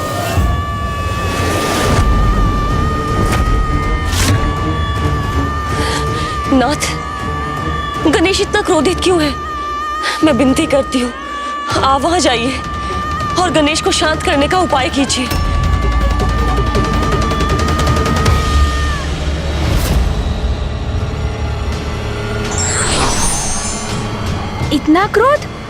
इतना क्रोध मुझे कैसे आ गया और क्यों?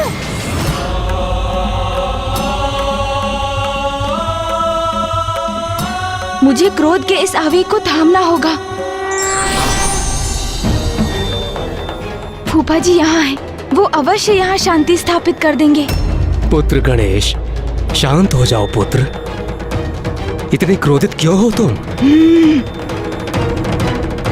ओम नमः शिवाय।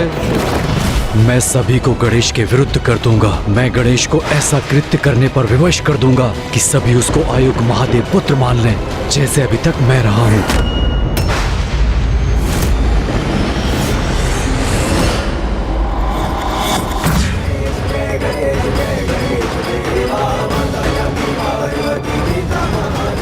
प्रतीत होता है फूफा जी की बातों का प्रभाव मेरे दूसरे प्रतिरूप योद्धा गणेश पर हो रहा है। वो शांत होता दिख रहा है। पुत्र गणेश, इतना दुस्साहस कि कोई मेरा सामना करे, मेरे समक्ष आकर मुझे टोके, इसका दंड अवश्य मिलेगा आपको।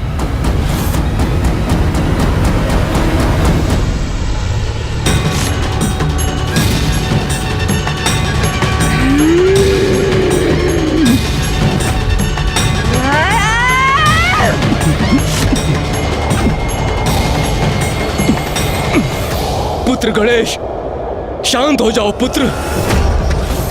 अपनी श्वास से मेरा खिंचाव बंद करो।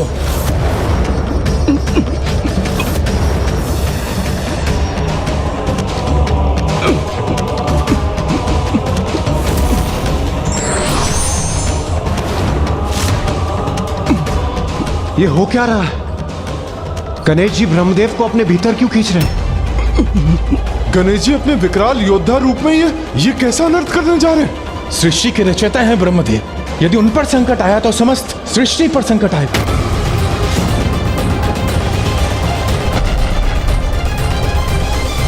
पुत्र गणेश, ये क्या कर रहे हो तुम? आपने मुझे टोका क्यों? क्यों टोका आपने मुझे? ये गणेश जी ब्रह्मदेव के प्रति इतने कठोर क्यों हो रहे हैं? ये कैसा क्रोधावेश है उनका? ये क्या कर रहे हैं गणेश जी? गणेश ने तो जैसे निश्चय कर लिया है, वो शांत नहीं होगा। मेरा क्रोध अभी शांत नहीं होने वाला।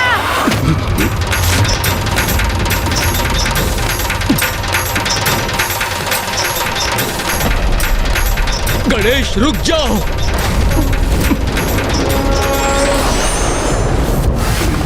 पुत्र गणेश, ब्रह्मदेव को मुक्त कर दीजिए, अन्यथा अनर्थ हो जाएगा। नहीं करूंगा, कदापि नहीं करूंगा।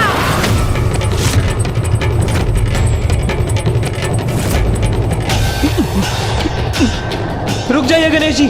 गणेश जी शांत हो जाइए। रुक जाइए गणेश जी, रुक जाइए। गणेश जी रुक जाइए।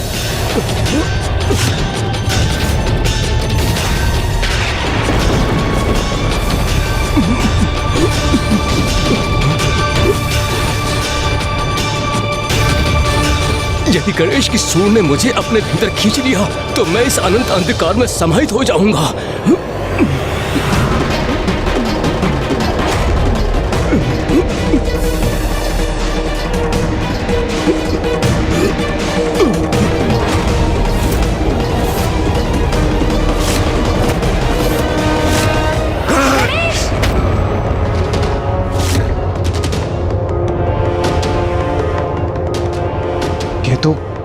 ये तो गणेश जी का स्वर है, किंतु गणेश जी ने तो कुछ कहा ही नहीं। तो फिर ये स्वर किसका है?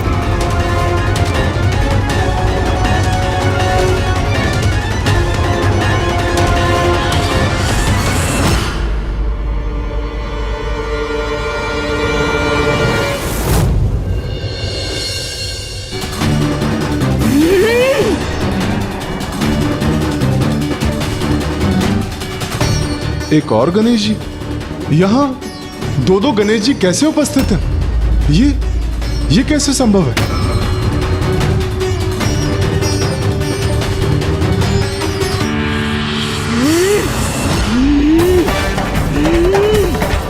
गणेश, गणेश शांत हो जाओ।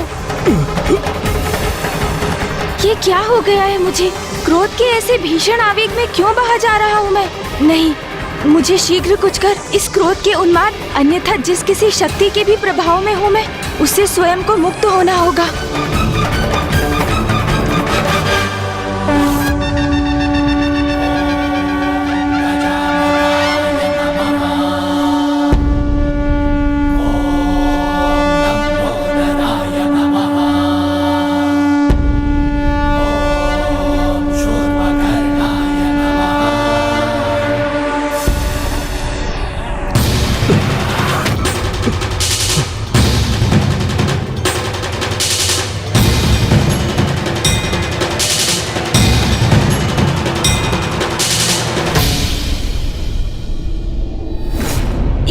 ये कैसा अनर्थ करने जा रहा था मैं? क्या हो रहा था यहाँ? फूफा जी, क्या मैंने आपको? हाँ, अपने क्रोध के आवेग में तुम फूफा जी को क्षति पहुँचाने का प्रयास कर रहे थे। मुझे क्षमा कर दीजिए फूफा जी। ज्ञात नहीं अचानक किसके प्रभाव में क्रोध के ऐसे अतिरेक में बह गया मैं। क्षमा कर दीजिए मुझे। गणेश, तत्काल अपनी वास्तविक अवस्था में आओ, अभी इसी क्षण।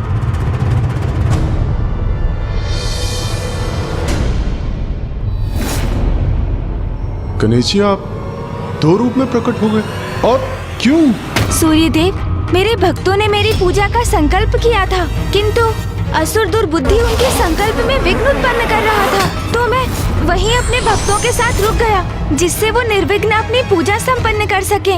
किंतु मेरा विकराल योद्धा स्वरूप इस संकट को मिटाने के लिए, दुर्बुद्धि का अंत करने के लिए यहाँ प्रस्तुत हुआ। गणेश जी, आपकी लीला तो अद्भुत है। आपने एक भक्त की भक्ति का मान भी रख लिया और दुर्बुद्धि रूपी संकट का भी अंत कर दिया। धन्य है आप। यदि भगवान भक्तों की रक्षा नहीं करेंगे तो संसार में धर्म की सत्ता कैसे स्थापित होगी?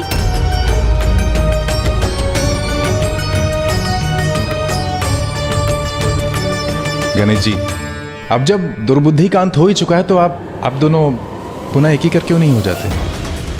वायुदेव, ऐसा संभव नहीं, क्योंकि एक समस्या है।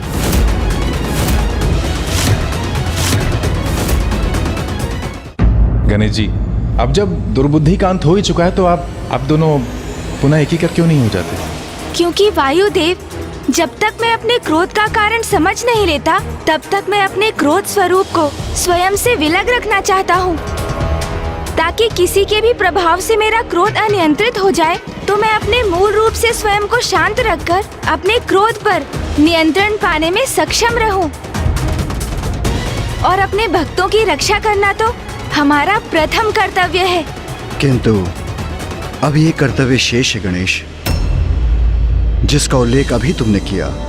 तुम्हारे भीतर अचानक उत्पन्न होने वाले क्रोध का स्रोत शीघ्र ज्ञात करना भी अति आवश्यक है। पिताश्री, आप इसकी चिंता मत कीजिए, ये तो मैं स्वयं करने जा रहा था। उचित है पुत्र, आत्मचिंतन से ही अपने कार्यों का उचित मूल्यांकन करने में सक्षम होते हैं।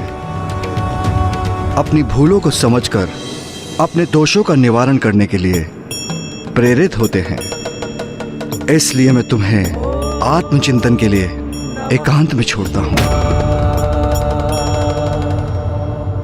फूफा जी, मुझे अपने कृत्य के लिए ग्लानि कम होगी यदि? पुत्र, तुम्हें ग्लानि करने की कोई आवश्यकता नहीं है। मैं तुम्हें क्षमा कर चुका हूँ। फूफा जी, वास्तविकता में मेरा अनुरोध तो ये था कि आप माँ से इस विषय में कुछ ना कहें, अन्यथा वो मुझे कहीं मेरे प्रिय भोजन मोदक से वंचित ही ना कर दे।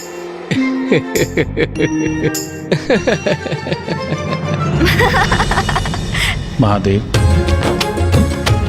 ब्रह्मदेव, अब हमें भी चलना चाहिए। प्रणाम प्रभु। प्रणाम प्रभु। गणेश जी, अब हमें भी प्रस्थान करने की अनुमति दीजिए। प्रणाम प्रणाम। गणेश, ये क्या कर रहे थे तुम? क्या हो गया है तुम्हें? फूफा जी के साथ ऐसा व्यवहार क्यों किया तुमने? फूफा जी के साथ ऐसा व्यवहार क्यों किया तुमने? ये तो मैं स्वयं भी समझने में असमर्थ हूँ कि मुझ पर अचानक किसका प्रभाव छा गया था। क्रोध से कुछ भी प्राप्त नहीं होता गणेश, उसे सदा नियंत्रण में रखना चाहिए। तुम मुझे समझा रहे हो? तुम स्मरण नहीं, जब चंद्रदेव के साथ वो घटना घटित हुई थी तब कितने आवेशित हुए थे तुम? तब मैं भी तुम्हें इसी प्रकार उलाहना दे सकता था ना? मैंने अपनी इच्छा से कुछ भी नहीं किया। मेरे इस कथन पर विश्वास क्यों नहीं करते हो तुम? मुझे ज्ञात नहीं अचानक क्या हुआ था मुझे, अन्यथा क्या मैं कल्पना में भी फूफा जी को क्षति पहुंचा सकता हूँ? बोलो।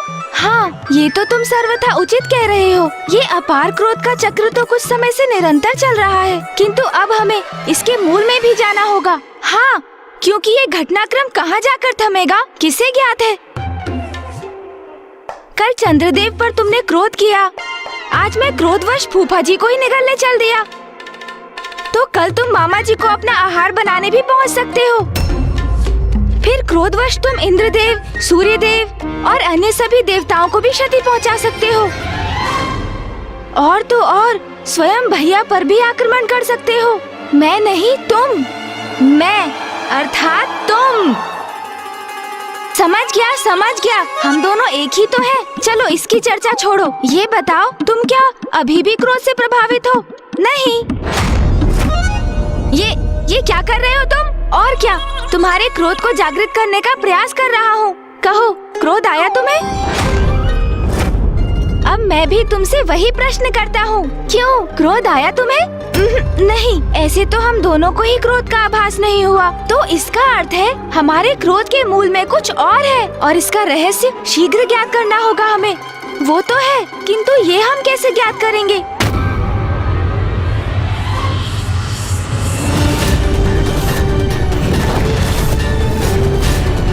वास्तविकता में उनके दो ही पुत्र हैं, कुमार कार्तिकेय जी और प्रथम पूज्य गणेश जी, जिनके जन्म दिवस का उत्सव यहाँ आज कैलाश में मनाया जा रहा है।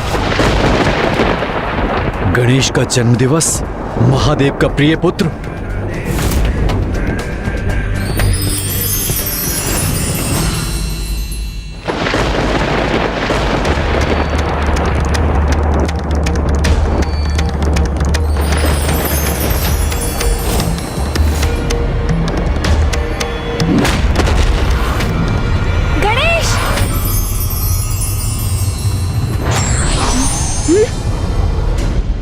मुझे पूछ रहे थे ना, क्रोध का आभास हुआ क्या?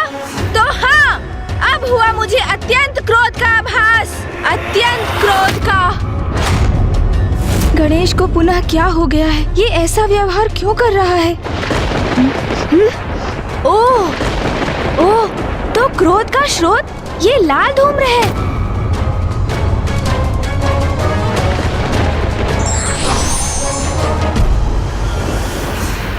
और ये धूम्र तो आकाश मार्ग से अवतरित हो रहा है, जहाँ आकाश इसके प्रभाव से रक्तवर्णीय हो गया है।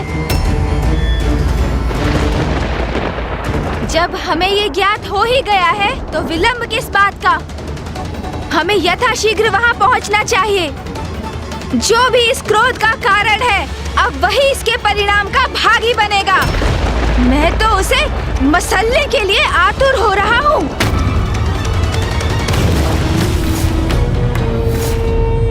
क्या है वो गणेश? उसका सामर्थ्य क्या है? प्रथम पूज्य की उपाधि प्राप्त की है उसने, क्योंकि महादेव का पुत्र है वो। यही है उसके प्रति सभी के स्नेह का कारण।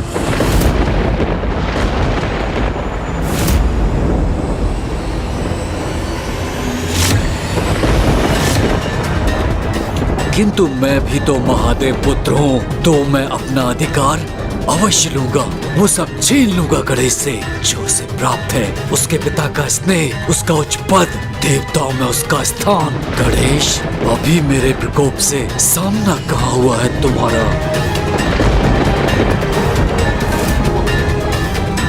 ये जिसका भी दुष्कृत्य है, उसे अब उचित दंड दूंगा मैं।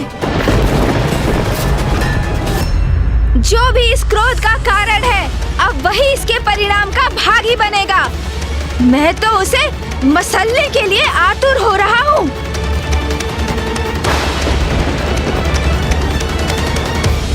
किंतु वो स्थान तो बहुत दूर प्रतीत हो रहा है। समय से मैंने एक टोकरी मोदक तक नहीं चखे। ऐसे में वहाँ जाऊंगा कैसे? मूषक जी को बुलाता हूँ।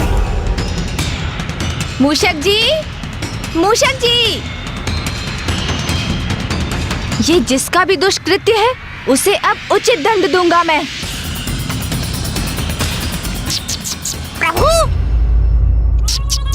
प्रभु, मैं आ गया प्रभु। प्रभु, अंततः बुला ही लिया आपने मुझे। मैंने नहीं बुलाया, किसी को नहीं बुलाया मैंने। नहीं बुलाया? अर्थात प्रभु, अभी तो आपका स्वर सुना मैंने। कैलाश में इतना सुंदर दिवस था आज। मैं भोजन से तृप्त होकर उपवन में विश्राम कर रहा था प्रभु। आकाश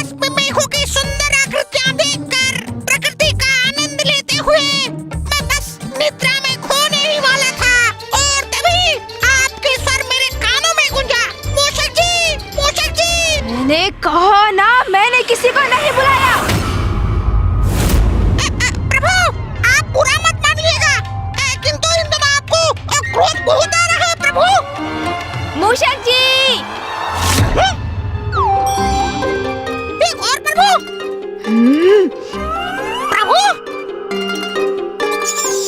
मूषक जी, आप यहाँ क्या कर रहे हैं? कितने समय से पुकार रहा हूँ मैं आपको। आप मेरे मार्ग से हटने का कष्ट करेंगे?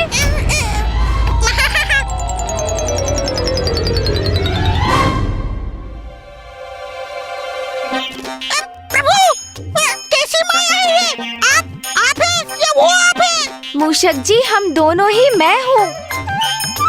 अब चलिए, शीघ्र हमें कहीं पहुँचना है। मैं आपको मार्ग में सब कुछ समझा दूंगा। उचित है प्रभु, जैसी आपकी आज्ञा। हाँ मूषक जी, अब शीघ्रता कीजिए। आइए प्रभु, राजिए।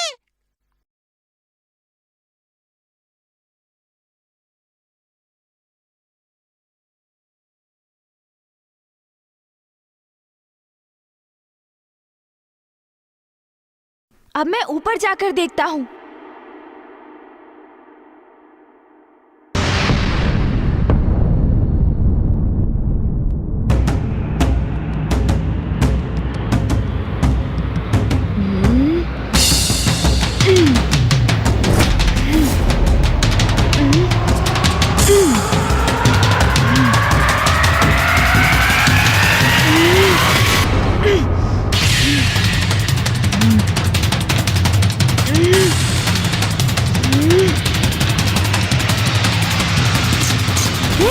मैं भी जानने का प्रयास करता हूँ प्रभु।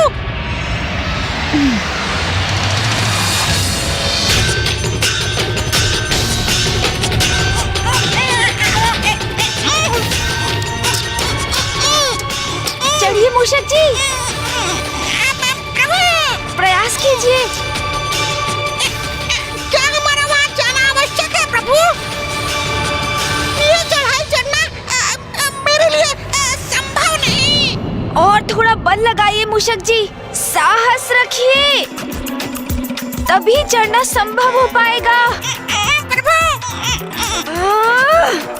चलिए मूषक जी, आगे बढ़िए। मूषक जी, थोड़ा और। मूषक जी, शीघ्रता कीजिए और प्रयास कीजिए। मैं अपने अन्य स्वरूप में शिखर तक पहुंच चुका हूँ। मेरे अन्य स्वरूप पर दृष्टि बनी रहे, ये अनिवार्य है। हाँ प्रभु। शीघ्रता कीजिए मूषक जी, शीघ्रता कीजिए। प्रभु, आगे बढ़िए।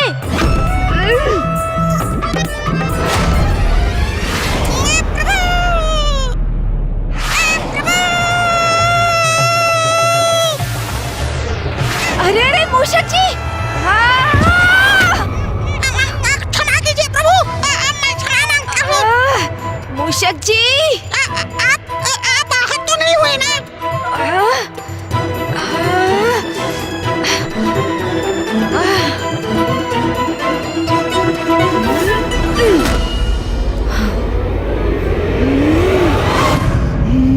मूषक जी को उलाहना मत दो, इसमें उनका कोई दोष नहीं है।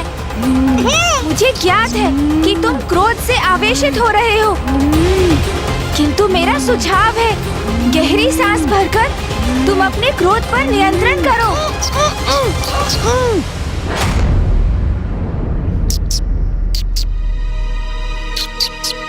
स्मरण रखना, हम तुम्हारे क्रोध से उस स्रोत तक पहुंचना चाहते हैं। इस क्रोध को स्वयं पर हावी मत होने दो, क्योंकि ये क्रोध तुम्हारा मूल स्वभाव नहीं है।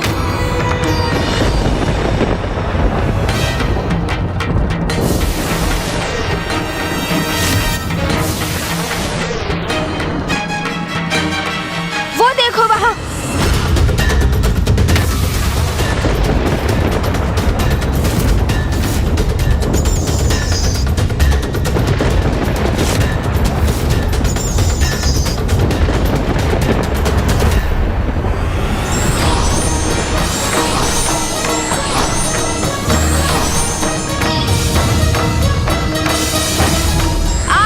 मनोहर रूप पर जिसकी भी दृष्टि पड़ेगी चंद्रदेव, वो कलंकित हो जाएगा।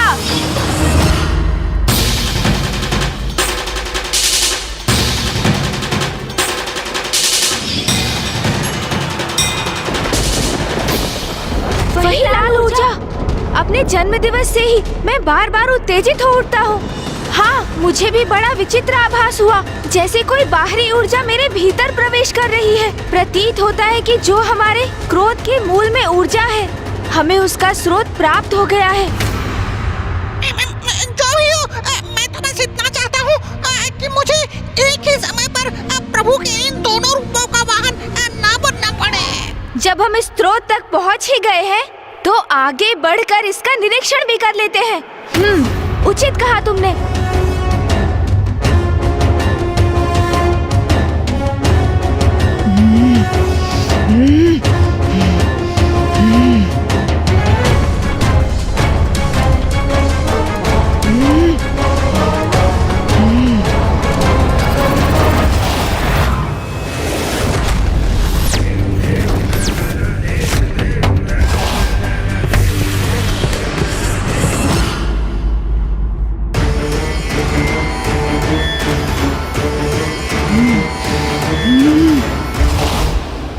मुझे अपने क्रोध को नियंत्रण में रखना ही होगा।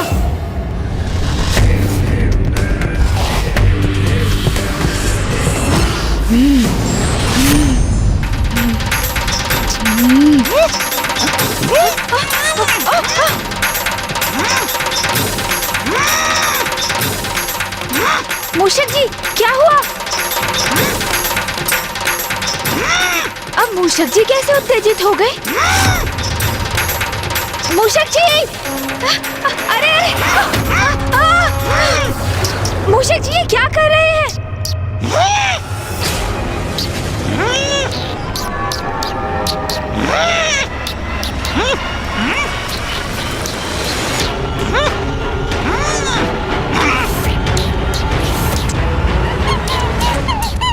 मूषक जी, प्रतीत होता है आप भी किसी के प्रभाव में आकर अपना मूल स्वभाव खो बैठे हैं। इस खरे को क्षति मत पहुंचाइए मूषक जी, जाने दीजिए इसे। मूषक जी, यदि आपने इस निरीह प्राणी को तनिक भी क्षति पहुंचाई, तो आप अपने संपूर्ण जीवन में स्वयं को क्षमा नहीं कर पाएंगे। इसलिए अपने नेत्र बंद कीजिए, गहरी श्वास लेकर अपने क्रोध को शांत कीजिए और जाने दीजिए इस वंचर खरे को।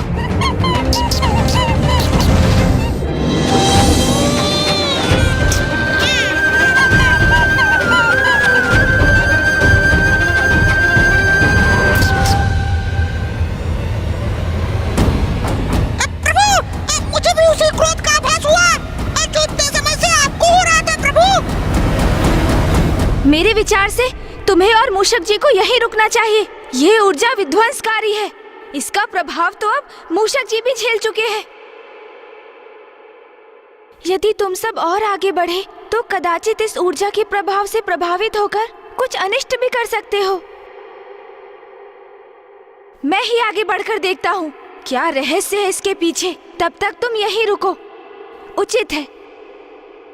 तब तक मैं और मूषक जी वहां से निगरानी रखेंगे।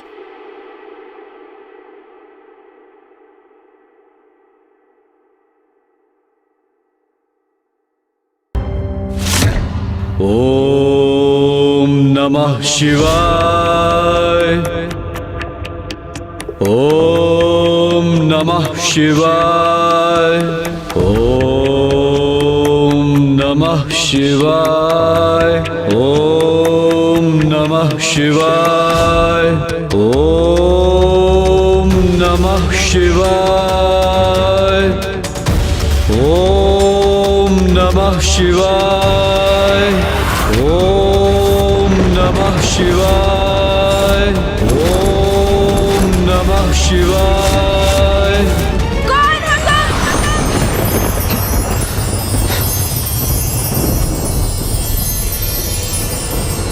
कौन हो तुम जो यहाँ आकर मेरे तप में व्यवधान डालने का दुस्साहस कर रहे हो? मैं गणेश।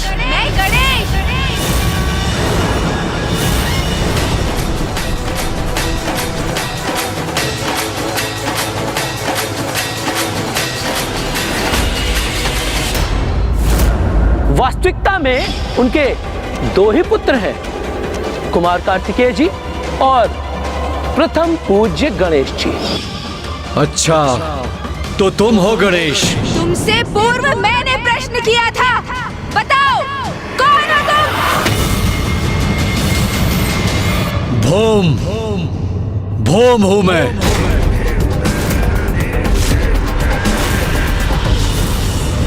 ये कौन है जिनका व्यक्तित्व एक अनोखी दिव्य दीप्ति से प्रकाशित है, जिनका रंग रूप इतना मनोहर और आकर्षक है, जिनके मुख पर क्रोध अवश्य है किंतु दुष्टता नहीं, इनकी लाल ऊर्जा के उत्पात से हम त्रस्त अवश्य हैं, किंतु इनके भीतर छिपी सकारात्मकता का भी आभास हो रहा है मुझे। इसलिए ये कोई असुर तो कदापि नहीं। तो फिर ये ऐसी विनाशकारी ऊर्जा का सृजन क्यों कर रहे हैं? महादेव पुत्र हो तुम, किंतु तुम तो तनिक भी महादेव के समान प्रतीत नहीं होते। महादेव का लंबा कद है, उनका गठीला बलिष्ठ शरीर तो उनके अति बलशाली होने का प्रतीक है। तुमसे कहीं अधिक तो मैं महादेव के समान हूँ गणेश। मेरी छोड़ो, मैं जैसा हूँ उचित हूँ, किंतु तुम तो महादेव की तपस्या करते हो, उनका नाम जपते हो और फिर ऐसी उग्र और विनाशकारी ऊर्जा का निर्माण करते हो। और तुमने अपने इस उग्र ऊर्जा का लक्ष्य मुझे किस प्रयोजन से बनाया है? तो तुम्हें मेरी इस उग्र ऊर्जा का प्रभाव हो रहा है, किंतु ये कैसे संभव है? मैं तो एक तुच्छ और साधारण तपस्वी हूँ जो महादेव का ध्यान अपनी ओर आकृष्ट करने हेतु उनकी तपस्या में लीन है। तुम तो प्रथम पूज्य गणेश हो, महादेव के प्रिय पुत्र हो, और तुम मेरी ऊर्जा से प्रभावित हो रहे हो। मुझे ऐसा क्यों आभास हो रहा है जैसे इनका कोई व्यक्तिगत द्वेष है मुझसे? देखा महादेव, मैं तो आपके प्रिय पुत्र से कहीं अधिक प्रभावी हूँ। अपनी ऊर्जा के प्रभाव में बांध लिया मैंने उसे। स्वयं को महादेव का भक्त कहते हो और इतना भी नहीं समझते कि तुम्हारी ऊर्जा कितनी हानिकारक है। देखो इस स्थान को, देखो अपने तप स्थल को, देखो प्रकृति ने जैसे इस स्थान का परित्याग कर दिया है, बंजर बन गया है ये स्थान। अपने तन से उत्सर्जित होने वाली इस ऊर्जा को यही रोक लो। ये कैलाश नहीं मेरा स्थान है। यहाँ आकर मुझे आदेश देने वाले तुम कौन होते हो? कैलाशवासी होंगे तुम्हारे स्नेही, तुम्हारे भक्त, वो सभी देवता जो तुम्हारे जन्मोत्सव का आनंद मनाते हैं, नृत्य गान करते हैं। किंतु यहाँ देखो, सर्वथा अकेले हो तुम, कोई नहीं है तुम्हारा यहाँ। इन्हें मेरे जन्मोत्सव की सूचना कैसे है? तो क्या ये स्वयं भी वहाँ गए थे? नहीं प्रभु, मैंने तो स्वयं सभी अतिथियों का स्वागत किया था। ये वहाँ होता तो मुझे अवश्य स्मरण होता प्रभु। वहाँ कैलाश पर होगे तुम जगत पिता महादेव और माता पार्वती के प्रिय पुत्र, और हाँ, अपने भ्राता देव सेनापति का भी साथ प्राप्त होगा तुम्हें। किंतु यहाँ तुम मात्र और मात्र गणेश हो। किया होगा तुमने बड़े बड़े असुरों का संहार, और हाँ, अपनी चतुराई से सर्वाधिक बुद्धिमान असुरों को भी अपनी बुद्धि से पराजित किया होगा तुमने। ये भी ज्ञात है मुझे कि सभी देवताओं को, यहाँ तक अपने भ्राता को भी संसार की परिक्रमा करने में अवश्य पराजित किया है तुमने, जिसके कारण तुम्हें प्रथम पूज्य होने का अधिकार प्राप्त हुआ है। किंतु यहाँ तुम्हें कोई पूजने वाला नहीं है। ये तो आपका अपमान किए जा रहे हैं। और होगे तुम नारायण और ब्रह्मदेव के चहेते। की होगी तुमने कठोर तपस्या ज्ञान प्राप्ति के लिए, और माता से पाए होंगे सभी प्रकार के शक्तिशाली अस्त्र शस्त्र। किंतु स्मरण रखना, जो मेरे शरीर से ऊर्जा प्रवाहित हो रही है वो तुम्हें भी नष्ट करने में सक्षम है। गणेश, अपने क्रोध पर नियंत्रण रखो, शांत हो जाओ। जैसे किसी बवंडर में तीव्र वायु का प्रवाह होता है, उसी प्रकार तुम्हारे भीतर प्रबल क्रोध प्रवाहित हो रहा है। ये तो ज्ञात हो गया था मुझे, किंतु अब मुझे तुम्हारे भीतर अंतहीन ईर्ष्या का भी आभास हो रहा है। ईर्ष्या? क्या प्रभु? प्रभु, क्या है ये ईर्ष्या? मूषक जी, ईर्ष्या तो वो भावना है जो किसी वास्तविक अथवा काल्पनिक अभाव के बोध से उत्पन्न होती है और जिसका आभास तभी होता है जब हम किसी से अपनी तुलना करते हैं और हमें इस बात का क्षोभ होता है कि जो अन्य किसी को प्राप्त है और जिससे हम भी योग्य हैं, हम उससे वंचित हैं। किंतु ऐसा क्या है जो मेरे पास है और इनके पास नहीं? प्रभु, मुझे ज्ञात है आपके सूड। क्या मूषक जी? प्रभु, ईर्ष्या का तो कोई भी कारण हो सकता है ना। अब देखिए, आपके पास सूड है, उसके पास नहीं। और ये भी संभव है कि आपके बड़े-बड़े लटके कान, उन्हें देखकर इसके भीतर ये भावना उमड़ती हो। ओहो, आप समझा प्रभु। कदाचित मेरे ही कारण ये सब हो रहा है। उसे इस बात की ईर्ष्या है कि मैं आपके साथ हूँ प्रभु, उसके साथ नहीं। ओहो, कितना मूर्ख है वो। मैं अभी जाकर उसे सब स्पष्ट कर देता हूँ प्रभु, समझा देता हूँ उसे। सावधान मूषक जी, उनके पास 4 हाथ हैं और वे एक अत्यंत प्रवीण योद्धा भी प्रतीत होते हैं। किंतु मेरे प्रति इतने ईर्ष्यालु क्यों है ये भौम? कौन है ये और क्या है इनका वास्तविक परिचय? मुझे तो ऐसा प्रतीत हो रहा है कि ये कोई सदात्मा ही है जिसे उनकी ईर्ष्या ने भटका दिया है। कदाचित ये ज्ञात करने के लिए मुझे ही वहाँ जाना होगा और इससे भी अधिक ये ज्ञात करने कि वो मुझसे इतना क्रोधित क्यों है। प्रभु, मैं तुम्हें एक अंतिम चेतावनी दे रहा हूँ, रोक दो इस ऊर्जा को, अन्यथा क्या करोगे तुम? मेरे बारे में इतना सब कुछ ज्ञात होने पर भी ये प्रश्न तो मुझसे पूछ रहे हो।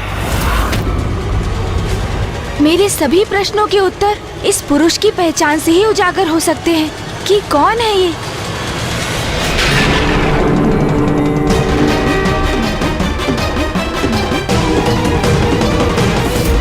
मैं भूदेवी हूँ, मेरी अपनी कोई संतान नहीं। आपके श्वेत की जो बूंद मुझ पर गिरी, उसने इस बालक का रूप ले लिया। महादेव, आप उसे मेरे पुत्र के रूप में भेंट दे दीजिए। आज से तुम्हारा पुत्र कहलाएगा और तुम्हारे नाम से जुड़कर इसका नाम होगा भौम। भौम। ये तो इसका मतलब है ये मेरे भ्राता है। प्रभु, कदाचित आपको इस ओर अपनी दृष्टि डालनी चाहिए। उस ओर देखिए प्रभु।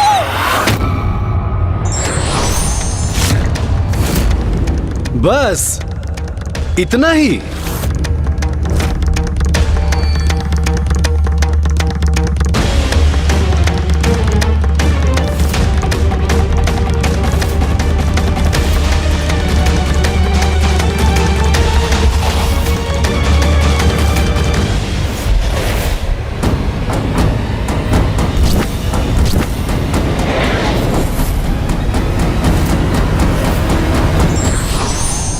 प्रणाम माता भूदेवी।